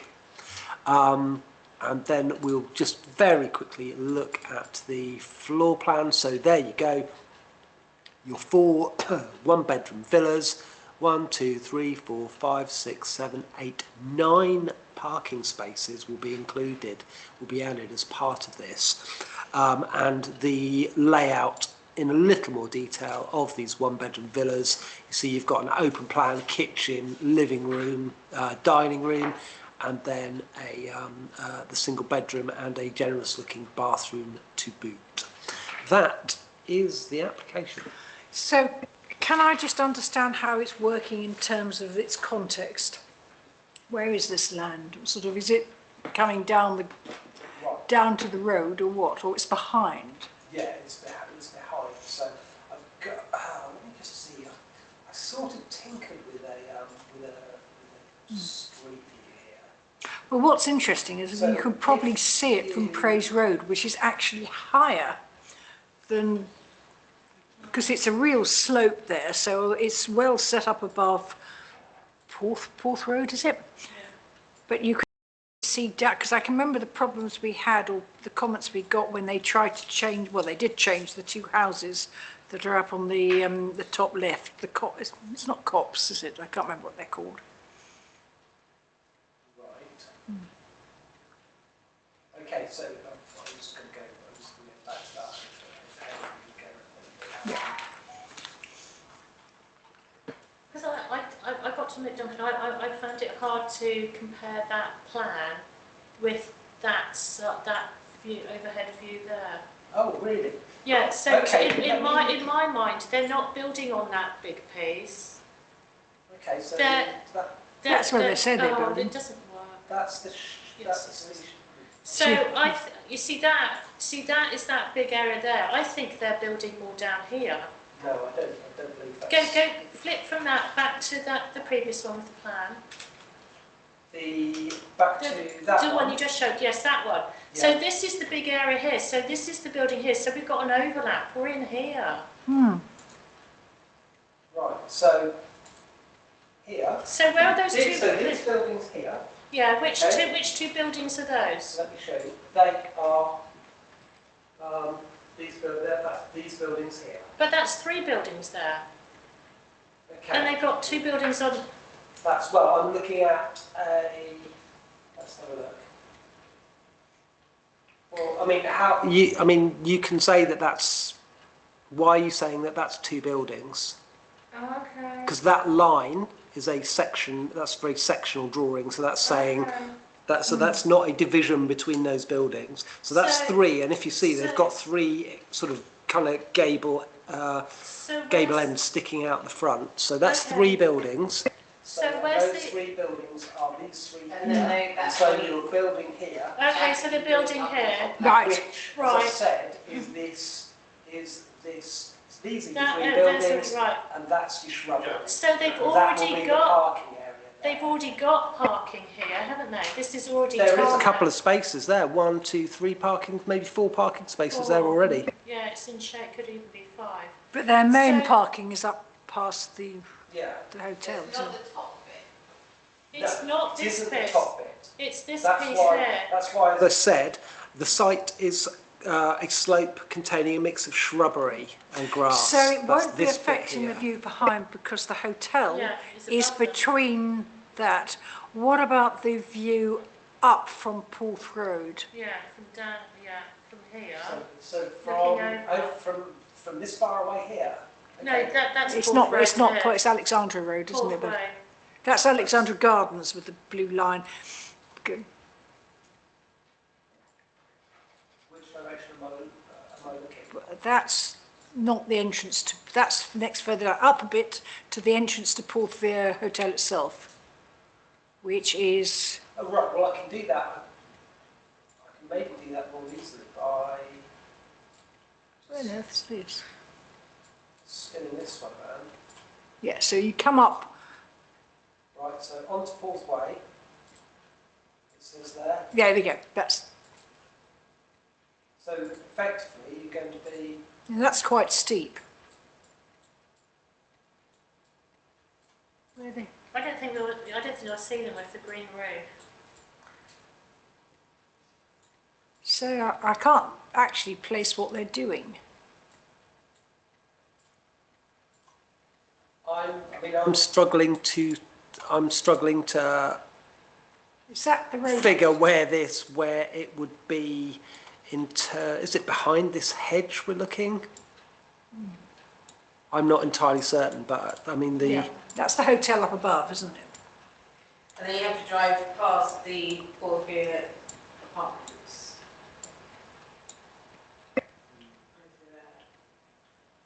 let's just have a look at that again. So It'd be looking back. No, it's much over. further over. Where we've been looking is where that double red line is, isn't it, to Yeah, get up to the hotel? Yeah, down the Is it? bottom. Yeah. right, okay, let me do that. Let me do that again then.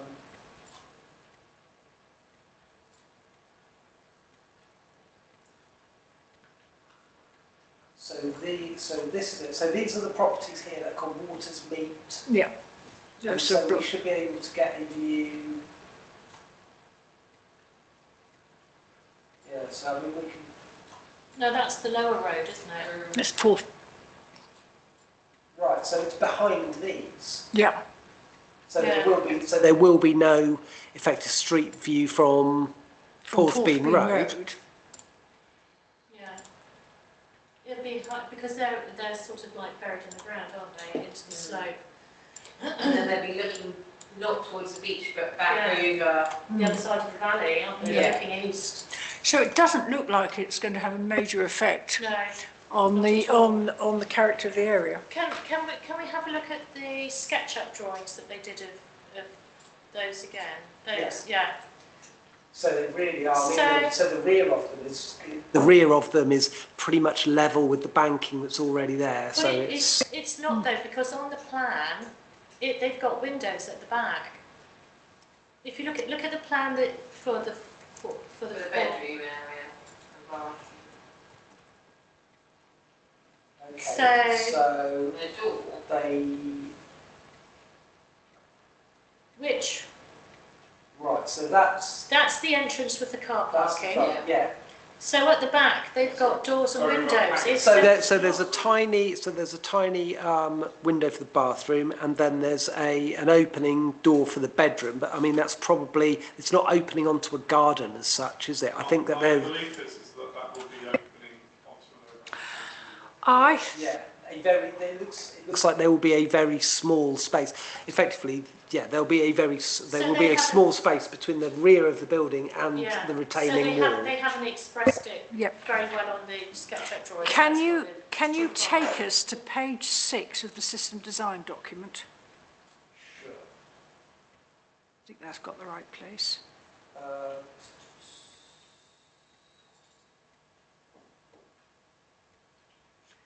Is that this one, Alex? Yeah, if you go down to page 6, they've got an artist's impression of what it's got. That's it. If you can blow that up, please. Yeah, blow it up. So what we're looking at is the brownie bits, and they've already got the and that's what you were talking about, Diane, the ones to the right. I can't see anything wrong with that. I've got a problem with that. No. No, I think it's That's a really useful picture actually, and I hadn't picked up on that one. It's slightly 90 foot from dugout. they're slightly what? 30 foot from dugout. Now they're talking about a footpath, so the footpath people are objecting. No, they're- Am I looking at the wrong?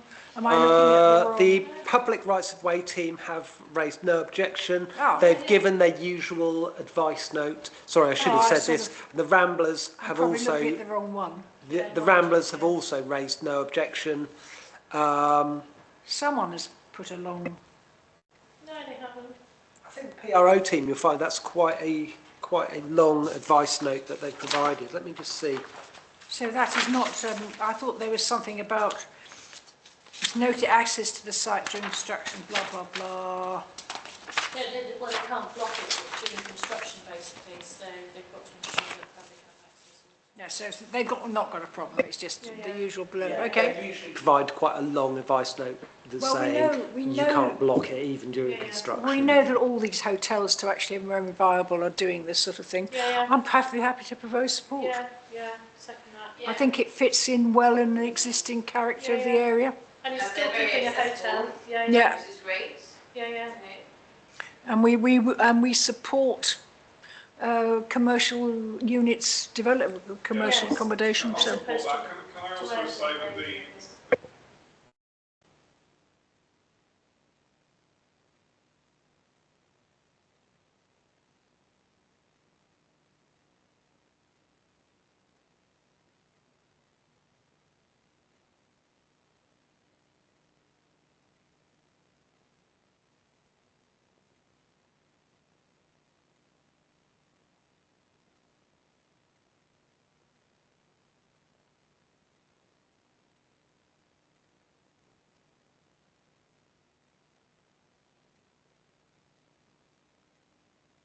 Comments, yeah. Okay, yep.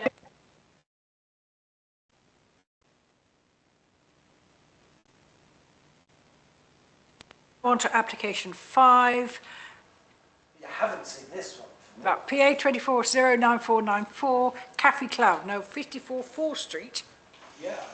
An increase in cafe seating, new roof construction to the existing single-story extension and insertion of roof lights. So they're shoving something on the back, are they? Okay, yeah, sort of, yeah, fashion.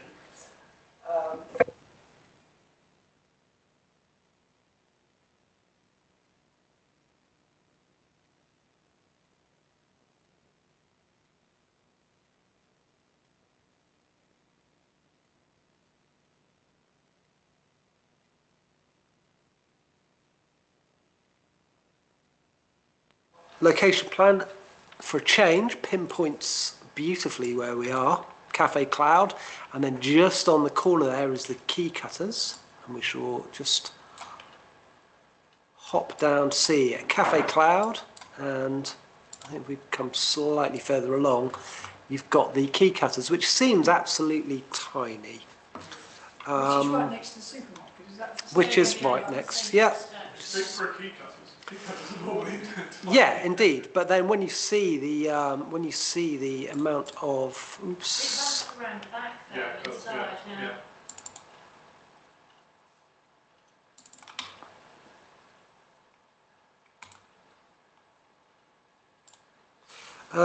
actually, I said don't. My notes say don't bother with the site plans. I'll just say the DNA says to the rear of the existing cafe, beyond the rear party wall, there's an existing single-storey extension complete with a flat roof. The proposal is to demolish the area of the extension, which is in poor condition. The rebuilt extension would match the footprint of the existing extension, so no change inside, but would be used to provide increase the floor area of the cafe. This would mean a downsize to the floor area of the key cutting business. So my notes say that the floor plans work very well for us here. There is a path, isn't there, to the flats above as well, as that's how you get to the accommodation that's over the building, is that right? Have I got the right place? Yeah, I think it's that line to the left. Because there are Right. flats on the top of all these buildings. Okay, there are no flats above the key cutters, I don't think. No, or are but there? it's the access to the flats further along. next door. Right. Okay. So at the moment, if you look at the drawing on the right left-hand side, you've got you can see the footprint of the cafe, and you can then see the huge footprint that sits behind that sort of small frontage of the key cutters. It's got a huge area behind it. The proposal, we'll focus in on that a little more. The proposal we'll see, as you can see down in that bottom corner there, the key cutter is severely downsized, and the rebuilt extension at the rear will all be for the cafe, including what looks like quite a generously sized accessible WC as well. Is this the same owner? How are they managing? Yes, it is the same. It is the same owner. Yep. As the location plan shows, it's the it all So he's falls. not suddenly going to find his All falls under the same ownership. Yeah. And indeed, that also includes number 52, which is the flower shop there as well, next door. That all falls under the same ownership. There wasn't a massive change on the. So this is all ground floor, is it? They're not- This is all ground They're floor. not doing In terms of anything the first floor, there is a slight change. First floor, and that was just so the accommodation doesn't change. The accommodation that's above doesn't change, but that was the existing. That was the proposed. Yeah, there's just a difference in the. I'm not quite certain what that is. If that's supposed to be a roof light or what, to be honest. But there are roof lanterns being added to the top. No, it's not a huge difference, is it? It isn't. No, I mean it's probably important for us to just have a quick look at the elevations. They're putting in raised skylights, aren't they? Yeah. Yeah, it's like double ones, aren't you? Yeah. So so that's your existing elevations at the moment, and that's the proposed. So there's very little. And to be honest, when we look at the street scene, I mean it's. Can't see it brilliantly, but it is quite dilapidated at the moment. So to scat that down, and that's a planning term, by the way, So scat. presumably they will just license out the key Yeah, cutters. and just make something a little bit more modern and a little bit nicer Surprised at the back. I mean, because if they own their own building, they didn't have to keep the key cutters. So I'm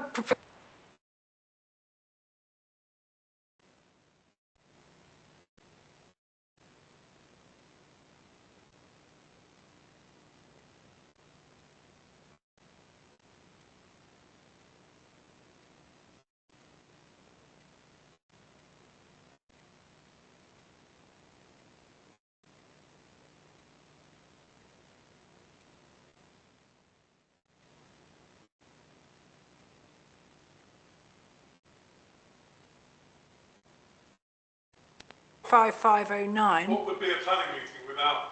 Yeah, exactly. 11 Esplanade, yeah, indeed. We were worried last time because the bank was falling down. So to start with, this is still the same application as we saw back in August, and ours was the only comment returned by anybody, and it's on page 8 of your comments document. But this is an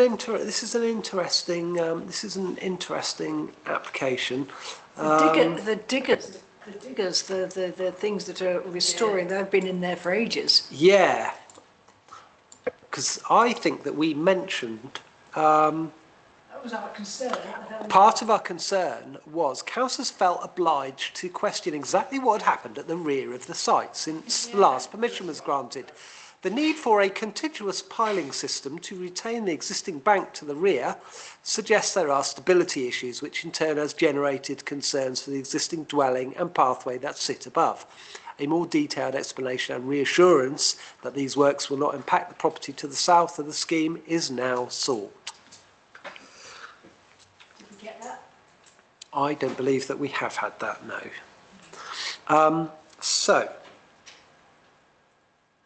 Yeah, I think you presented this last time, didn't you, Joanna? Yeah. If I There is a very remember funny rightly. bit where they actually talk about the fact that using white render isn't a terribly good idea. And one of the reasons for that is Verto did a building up on it's our go-to example of how not to use white render because it's got brown streets and it's a revolting colour. I don't know if they're going to say it's going to be that olivey green colour, but at least not going to be white. Because they quite correctly say now it's not a good idea. Yeah, we'll have a look. Just as a reminder, that's the.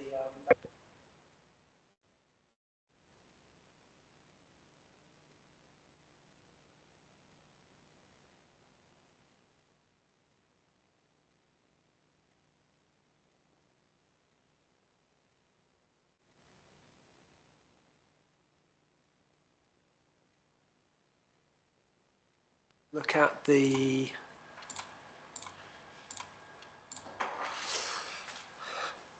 This is the site plan that we looked at in August. The blue dotted line is the line of the existing building. I don't know how much of it is still existing. I've not been past it for a little while. Oh, it's gone. So the proposal, spot the difference. You will see, the eagle-eyed amongst you will see, although it looks very different for various reasons, the key takeaway here is that at the south end of the site here, they have come a long way back from the wall.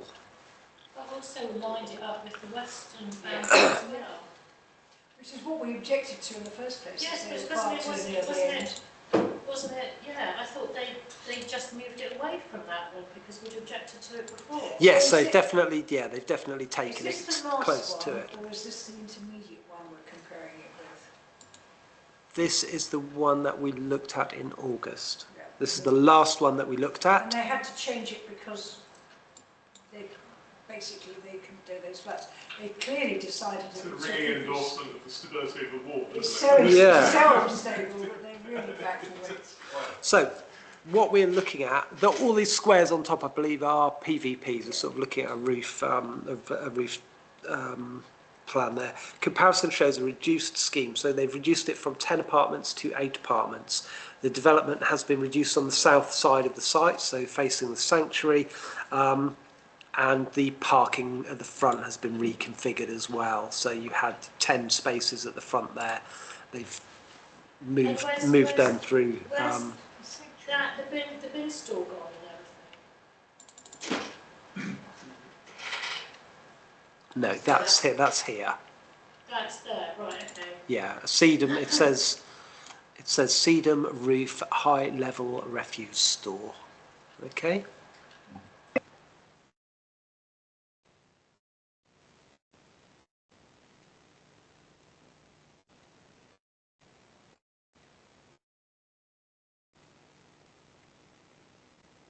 see much point in looking at the existing elevations. I think we need to compare this to what they were sort of pursuing last time. Just give this a moment.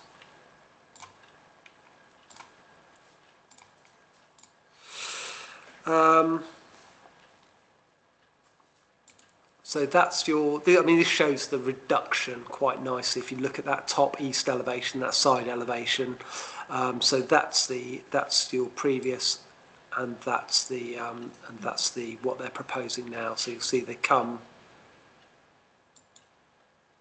effectively they've chopped 2 apartments off the back of it. So the one below it though, is that the west elevation? Yes. So that's what they've just really shoved right up against their neighbour. Yeah. So and in doing that, they've got rid of these open walkways that they had. So also the kind of all the movement actually takes place in the building now. They've got rid of those. Open walkways. Presumably because this is the new one here. So previously, looking at the middle drawing there were these open walkways that you could have. If you look on the right of that drawing, you can see that you've got the kind of stairwells going up. And you would have been effectively a little bit like old-fashioned sort of high-rise in London or something like that. You would have been walking past people's front doors. They have dispensed with that. So all of the circulation takes place now within the building. Which, considering its location, is probably a bit easier. Yeah, I think potentially. There are now 2 apartments per floor. Each apartment now has a sea-facing balcony, and the apartments remain as 2-bedroom. Got step access still to the building?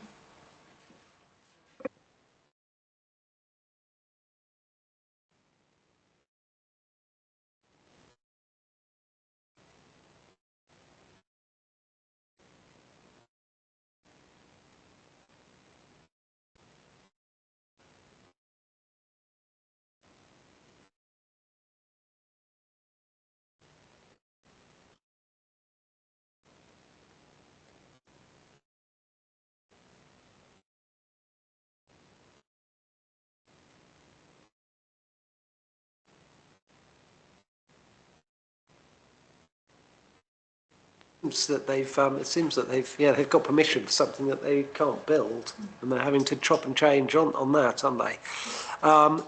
So let's have a look in terms of access. Then this is the ground floor. So you've got a covered main entrance here, and then a stairwell going up on the effectively what would be the west side of the building, filtering people out at the apartment 1, apartment 2. You go up a floor, apartment 3 to the front, apartment 4 to the back, and so on.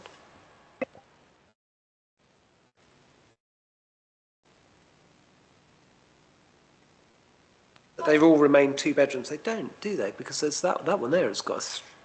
That one there has got 3. Yeah, that one there has got 3 beds. So I do apologise. I'm wrong about that.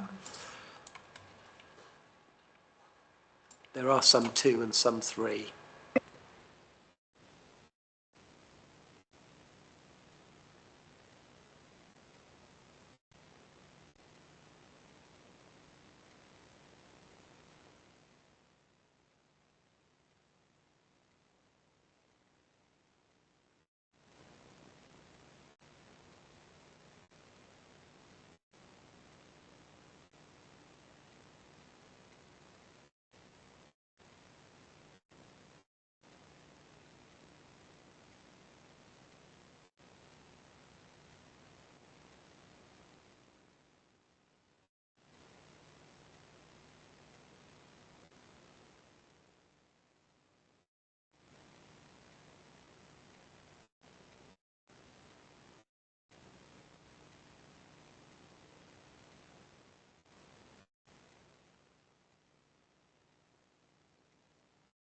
I think they're the photovoltaic panel, let's just have a look. So we have got a roof plan. Yeah, they're going to be.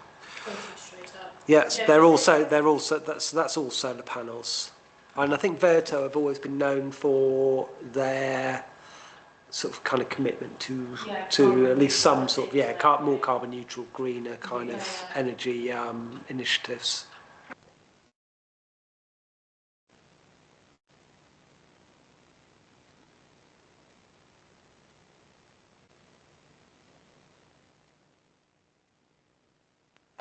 That is a building control issue, so I'm not surprised that they haven't taken the time to tell us about that, because that's something we can voice our concern again. Yeah.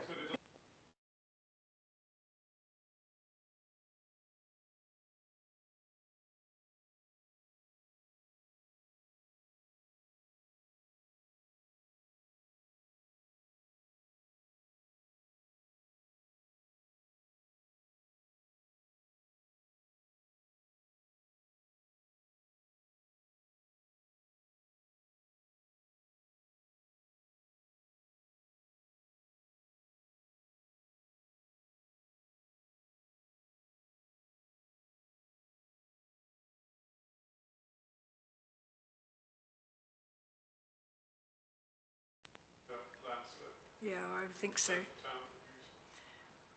And are they confident now that that they won't? This will not affect the stability of the house behind. Yeah, I can certainly encapsulate that in your comment.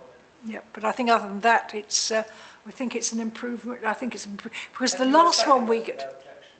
Anybody else going to go no objection? Second for that? I mean, I can second it. Yeah, good. What are you going to go for? Sorry. I'm going to abstain on it. No objection. Right, so show of hands with no objection on that basis. I mean, it's basically an improvement on the plans that have already been approved, that should never have been approved in the first place.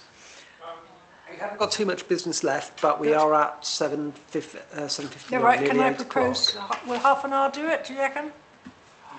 I wouldn't do half an hour if I was you. I'll do it for an hour. I propose extending for an hour, but if we really rattle... I'll have to leave at 1:30. Yeah, I would hope that we'd be done by then. But we'll certainly do all the planning applications. Who's your seconder? Thank Show you. of hands along. For three of us will be, but if you have to go at 8:30, we all have to go, which is lovely. Yes. Not objecting to it. But we are going Because we've, right, so that was 6. 7 we've, oh no, we haven't done 7. 8 was the one we've had. Yeah, sorry. 11 Menina's Way, Menewes Way, sorry, PA 24/09619, replacement conservatory and dormer to the first floor. Yeah, not too tricky this way. So, Menewes Way, you say? Menewes, I think. Anyone? 1, 2, It's 3, very Cornish 4. for the... Oh, yeah, no, that's fine. So yeah, so if you've got the Menewes Arundel Way, roundabout Arundel. there, we're looking at we're looking at 4 doors, 4 houses in from there. Okay, we have looked at properties down there before. I don't know that we've looked at this particular one.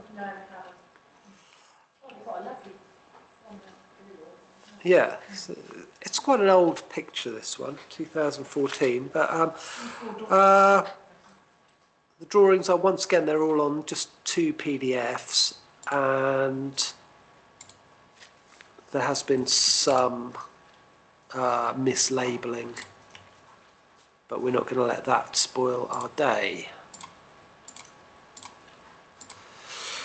So, existing mixed plans, view at 38, right, okay.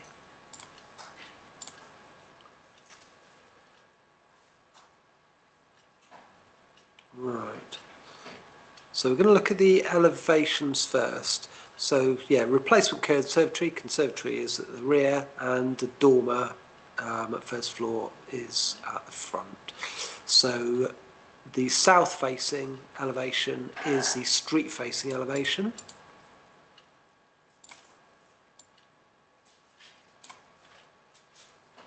That's your existing.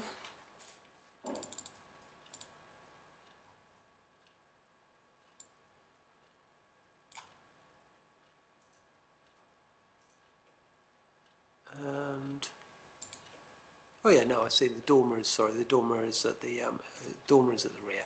So that's your existing street facing, and that's your proposed.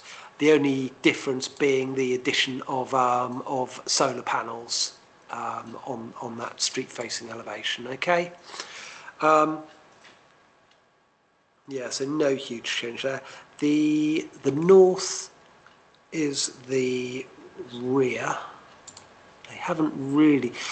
The annoying thing is that they've marked up most of the elevations on the proposed as north, but this is the north one at the top of the screen here.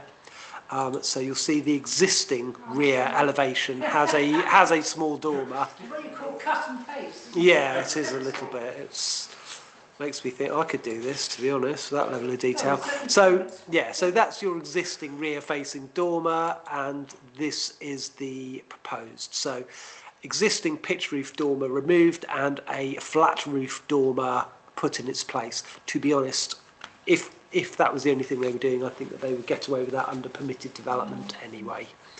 And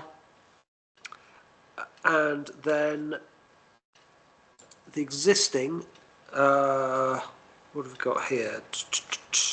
The existing conservatory, so this is actually a conservatory here, not shown brilliantly by a line drawing, but that's a conservatory, and it is replaced by something of very much an equal footprint, but it's a bricks and mortar kitchen stroke day room. It sits on the footprint of the conservatory. I don't think there's much difference in height. If there is, it's absolutely minimal. So you've got a big garden, there's plenty of room. Yeah, the side elevations, which are all marked north. So if you're looking at the block plan,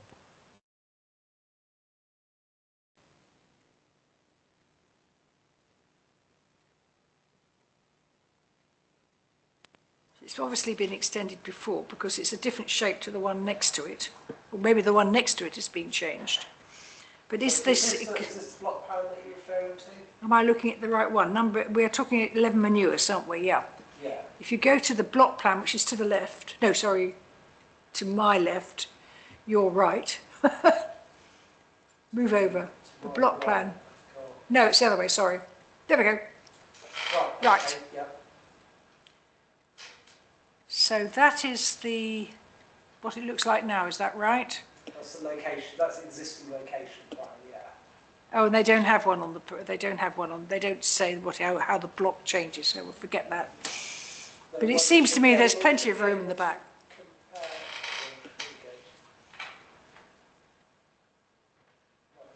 Yeah, there's little nodules stuff. So that's your existing footprint, the conservatory at the rear. Yeah. And that's the proposed with what was the conservatory. I think, in fact, we've shown the conservatory as a red dotted line there. You can see that the footprints of the red dotted line conservatory and the proposed new build match each other. Yep. I don't see why we make a big meal of this. I'm happy to propose support. Seems as you can't see it from the street scene. You seconding, Joe? I will second it, yeah. Yeah, show of hands for support. You okay, Sarah? Right, move on to the next one. Yeah, and interestingly, this is one I think where the public rights of way team and the Ramblers were both consulted. There must be a PROW very close by. So Number we've 8 done we've done. So we're not back to Gwenna, which we've done before. PA Gwenna 24/09553, minor changes, minor amendments to proof. This is the only one. Yeah, that's right. This is the one that Councillor Hick insisted that we had, second time round that we looked at it, Councillor Hick insisted that we had a named vote, which is an unusual thing for this committee. I think I was at that one. It was. As I say, it's. Yes, we have. Yeah. So in July last year, this committee raised no objection to planning application PA 24/04350, which proposed alterations to the existing dwelling, which included raising the ridge height, first floor side extension over the garage, 2-storey rear extension with a bridge access and internal alterations to the building. It's a cafe as well, though, isn't it? It is, yeah. A tea room. In September, we were again asked to look at the exact same plans as we'd seen in July, but this time sporting a slightly different amended description. That's right, so the plans were the same, but the description had changed. The application was then quickly approved. We are now being asked to look at some minor amendments to the improved plans, including an extension to remove the terrace, redesigning of the balcony access and internal alterations. The DNA statement tells us these changes are necessitated by recommendations from the appointed structural engineer addressing structural concerns arising from the site's condition. Fall down. You mean it will fall down if they... Quite possibly. It wouldn't be the first building where they've had elaborate plans that couldn't be made. So there's your red line site anyway. We'll look at the floor plans to start with, I think. Yeah, it's quite good. So I'm going to look at the previously approved floor plans.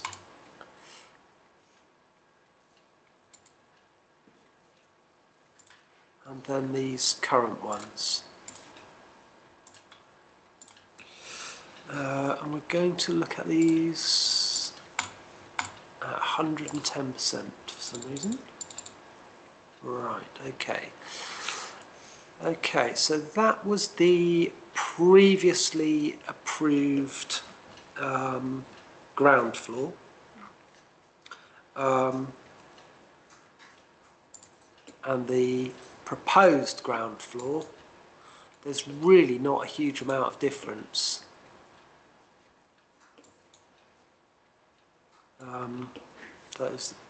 No, because that's the first floor, right? So, right. Bridge changes. Right, yeah, sorry, they've got them the wrong way around here. Right, so that's the previously approved ground floor, and that is the, I'll get this right one day, previously approved ground floor and proposed ground floor.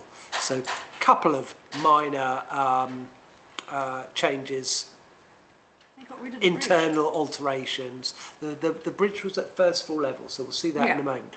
But the yeah, very little change. We then go to the first floor. I'd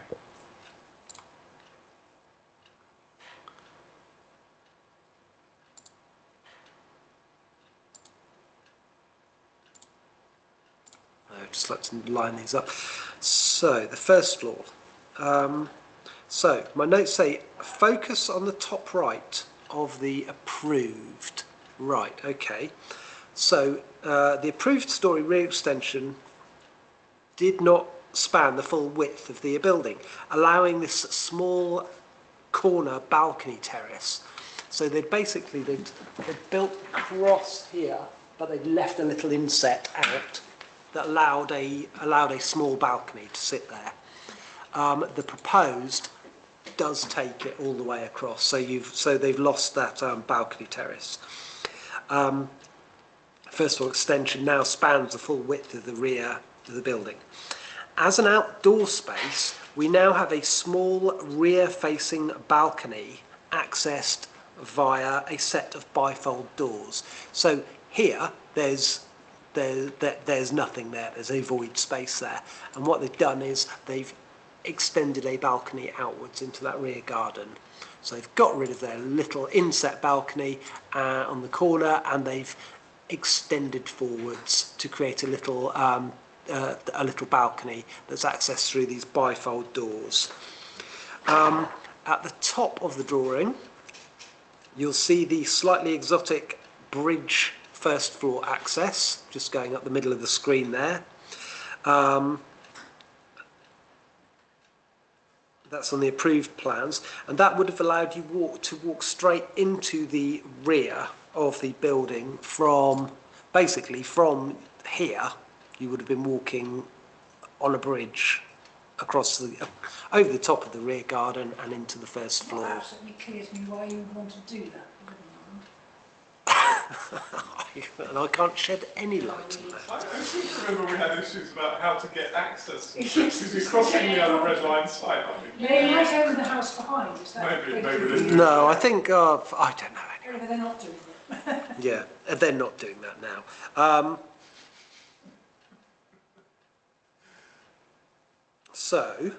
They've got rid of that bridge.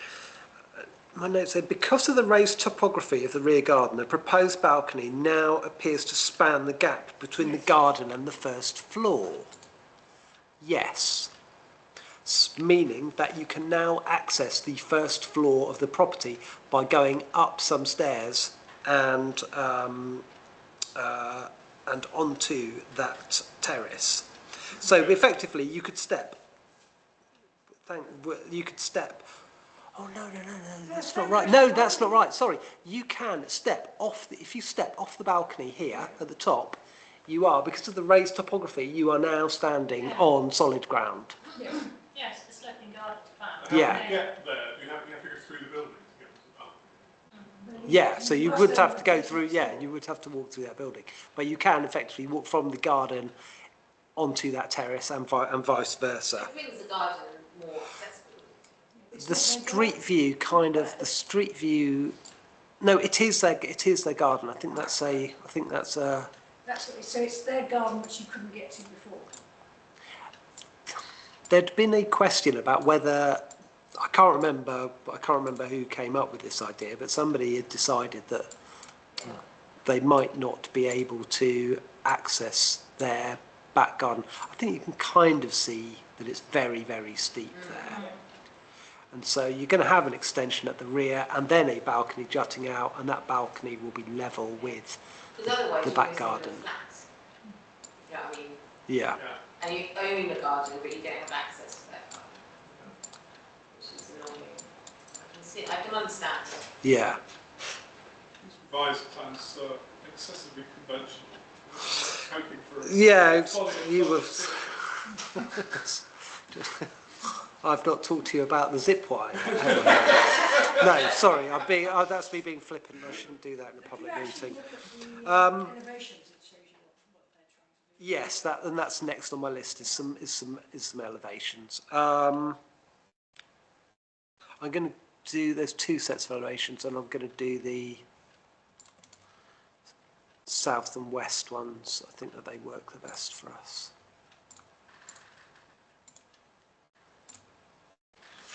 So that's the previously approved with, there's your bridge at the bottom. And so that's obviously, that's a side view. That's the south elevation. That's the side view of the building. And hopefully that one's in the same place. Yeah, so there you go. So you've got a bridge that you were going to walk across to access the rear of the property. And now you can literally step off that that terrace. Path, that sort of double line? I think it is, yeah. I wonder if there's something that actually shows that a little bit better. Let's just zoom in on this one a little more. Yeah, so there, I think that's what you're looking at. Proposed balcony access, and I think that's the path there that just goes across the garden. Presumably they might cut away some of the undergrowth, which they've never been able to get to. Maybe. Because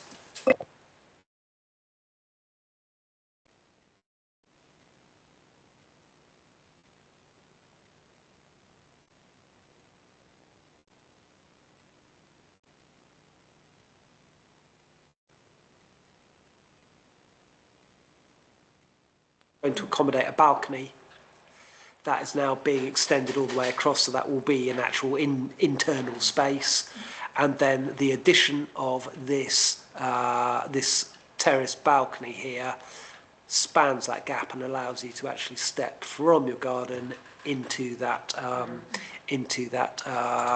kitchen, open plan kitchen dining space. I suspect it's the other way around. It's the other way around. It's the fact that by doing that they can access the garden, which they couldn't before. Yeah, But yeah, it may well be. It's but as I say, it's for. They are saying that it's structural engineer has advised them. That, Okay. that Anybody got bridge any wasn't a good problems with idea. this? It's all very minor. I propose support. Show of hands. That's it. Lovely. Thank you.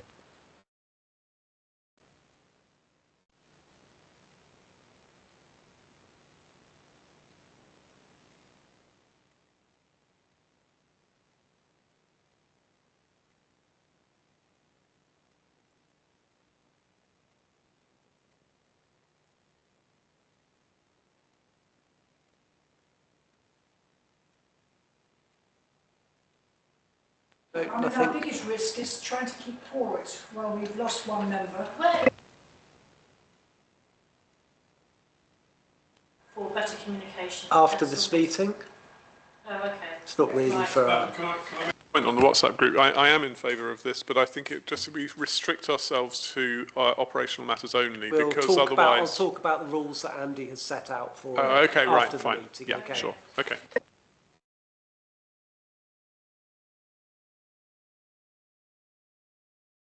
Hopefully a meeting of the Newquay neighbour. We are not doing anything on the governance review, the boundaries. That will be down to the next council. Newquay neighbourhood plan. We are having a meeting hopefully on February. There is a training session on the 25th, I think, where they're coming in and saying the differences on the MPPF and how it's going to affect. And they are saying the 29th. It's 29th. They are saying very firmly that any plan that is over 5 years old is not worth the paper it's written on, which is a bit of a shame. Yeah. Because ours is 6 years, but they are saying it could. They're saying that it could. I think there are certain things in our but funnily enough, the character study is one of the things that I think is going to survive. Hopefully the cliff will survive and all the rest of it. When are they coming to talk about that? 29th of January or February? They're not coming. It's a training session that is It's not a leap year, is it? Has that been sent round? I thought it had. It has been sent round, but I can send it Yeah, round if we could again. send that round again. 'Cause I Yeah, I think know that's what's Jacob sent it round, but I can send it. Is that here or is that online? That's It's online. online. That'll be an online one. Yeah, can you send it round so we can... We might be, post the link? Duncan and I might be here together just to Yeah. make comments. So But 29th of January, what time? it's the afternoon, I think, isn't it? 4 o'clock, something like that. Oh, it's a weird time. It's like 4 o'clock to 5:15. Yeah, I know there's a 15 in this. I don't want to open my gush and open my Outlook and my calendar I mean, on here. the position actually is because they have now given us all these new houses and the MPPF has changed, the local plan is basically defunct.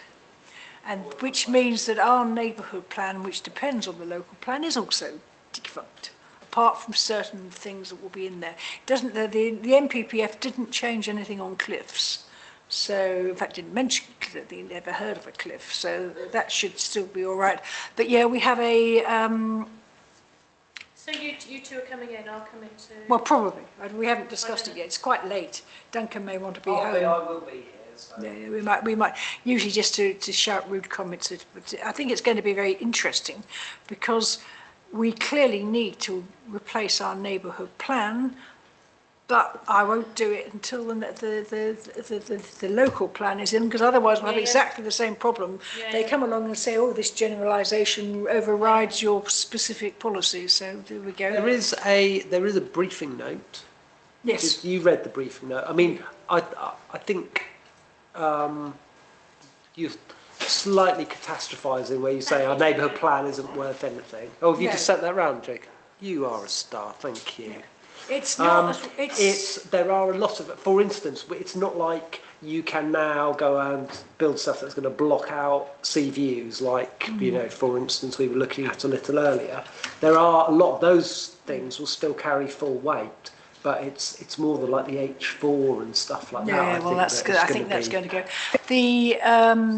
The what they're actually saying is they've identified about 15, I think, of the recently passed neighbourhood plans, provided they have allocated enough land to do the development, and they're saying those are fine. But anything over 5 years or something that has, and actually we have allocated the land because we basically allocated most of the parish. So we've actually allocated, I would think, I anticipate, well, we'll certainly get to 6,000 because we're already proposed to build it there. I anticipate they will come back with another, with 4,004. I'd be really surprised if we get less than 8,000 and we could have more. No new doctors or surgeries or anything exciting like that, but I think we will have, and there will be a lot of pressure to extend upwards. There will be a lot of pressure to cram in more houses and have less parking spaces. So it's going to be an interesting time. Hang on to your hats. But again, that is really going to be we'll have a look at it in February, but it's really going to be the responsibility of the next council come May to start. Because we really can't do anything until we see the new, and that's going to, they say they can do it in 18 months. Well, I'll believe that when I see it. Anyway, so that's that. The other thing is parking. We haven't got any report. What have we got to think about? There's something on parking, isn't there? Remind me what it is that we're talking about parking. Oh, yes, they wanted to, at this point we can talk about the no turn out of the lane and the no right turn out of Trent Creek Road. As information items, Yeah. I've got the training, what we were just talking about. I've got the fact that there's a meeting with the Duchy regarding the creation of a new permissive footpath and cycleway. Did you receive the invite for that, and are you going to go to that? Because I didn't know whether to include you or not, so I did. This is the standard. When is it? Sorry, Duncan, did I say accept? I mean, I'm just being swamped with stuff at the moment. When is it? 28th. 28th of January. 28th of January. Yes. It's just 2 an till hour 3. up at Trewallock House And with where- Peter James. And where is it? Trewallock House. Trewallock House. You've done it before, haven't you? The Duchy meeting. I've provided, and I've got a Not map. online, not actually. No, it's go to face to Trewallock face. House. Oh, no, we always This is do. face to face. No, I haven't. No. Oh. Well, if you So want to go to Trewallock You that. don't have So- to. You don't have to if you don't want to. No, I've written that in. Yes. So. I think it's normally me and Margaret used to go in the past. We I go don't back think every 6 months or Margaret's so. doing much at the moment. No, so if you want to I go... know Councillor Acre's gone in the past as well, but Yeah. he's Yeah. not. So Trewallock House. Yes, that's opposite. It's Margaret always quite Dorothy. interesting to find out what the Duchy are doing. Yeah. Um, Then the Trent Creek Road experimental traffic regulation And I order. wrote a comment on that. Yeah, but I think we all Yeah, think if it's a anybody's great got idea. anything to say about it, return it to Louise in time for Yeah. No, this I meeting returned it. next week. I returned it to you. Okay. I'll forward it to Louise Yeah. then. Did you forward it to Louise? Yes. But, Yeah. I mean, Just so we that- suggested it in the first place, and I think Yeah. it's been a great success. Yeah, well, they're giving you until the 27th to comment. I was surprised so- they asked. I thought the whole thing. Because had they know you're finished. going to say nice things. They'll probably extend till March if Yes. you want to, because you're going to say nice things about it. But So anyway, I think, do we have to come to our final conclusion at the next meeting? Is that what you agreed? You agreed an extension? Yeah, ideally. Because you said, can we have an extension? We're going to support you. Did you? Yes. Yeah. Well, your next meeting after that is the 4th of February, so Yeah. so it would make sense. People have got a week to email Louise with their things, and then you can sort of decide, some sort of give her some steer on what you would like No. her to return to Cornwall But other than Council. that, there's nothing on parking, is there? Right, have we spent any money, financial statement? No, we certainly haven't. Do we have any other correspondence? No, nothing that we need to trouble ourselves with. Items for information discussion, and the only thing I think is... We've done that already with what we were just talking about. The one other thing I would mention is that I've been asked to go to, and I don't know if you're going as well, I've suggested a meeting on the proposal to rebuild Skerry Vore right on the edge of the cliff, to which we have already objected on the basis that we're saying no redevelopment that close to the cliff. And we're now being summoned to a... now, I'm not sure what difference it's going to make, because that's In our early policy. February, yeah, no, it's good. Javier has asked us to Yeah. come along to the site meeting. I'm going to come along. You're coming along? Been invited to that. No. Would you thought I like had to be? invited I'm you. sure Would you that'll like be to go? fine. We can I'll get send on it. with yeah, I'll I send go, it's about the- 6th of February, something like Second. that. Early February. I'll send you the thing. I'll send it to you, If Sarah. it's in the morning, then I can't make it because I've got Nicky Room It is in the morning. Oh, That's probably sorry. why you, but if you're going, Duncan, we can be there. But effectively, I mean, what can we say? We've got a policy that you don't rebuild on the end of the cliff, and I'm sorry that you want to build it. No, please don't tell us the cliff hasn't fallen when we can And see that's the it type has. of policy that I think will still retain its weight, Yes. while other policies aren't going to. So the date of the next meeting is next week. Can everybody make it? Because we are obviously struggling for quorum. I don't know, Francis, are you able to do it? If you possibly can. I should be able to. Good. Because I think I'm not going to stand into the following week. Excellent. So we'll, But I don't know when Councillor Morris has said that he will next come. council. Councillor? Morris. Oh, excellent. But sometimes he can't come for the whole meeting. It's likely I can't go. Right. But if Nick's coming, then Katie has said that she will be available for this. She's massively apologetic. Yeah, no, we saw Obviously, she had an emergency. She has sort of nailed it on that she will Right, be here, so you and should be all right. just- I will be in Morocco. I'll send you a postcard. Just before we go, I mean, I do apologise for the mix-up on the last week. I'm still thinking it was the right decision to cancel. I would not have been happy for anybody to go back at 9 o'clock at night. However, we did talk about setting up a WhatsApp group just for, literally for the meeting is still on, the meeting. Please come, because we're desperate. So we can discuss that if we end this meeting. Yeah, end the meeting. Okay, thank you very much, everybody. So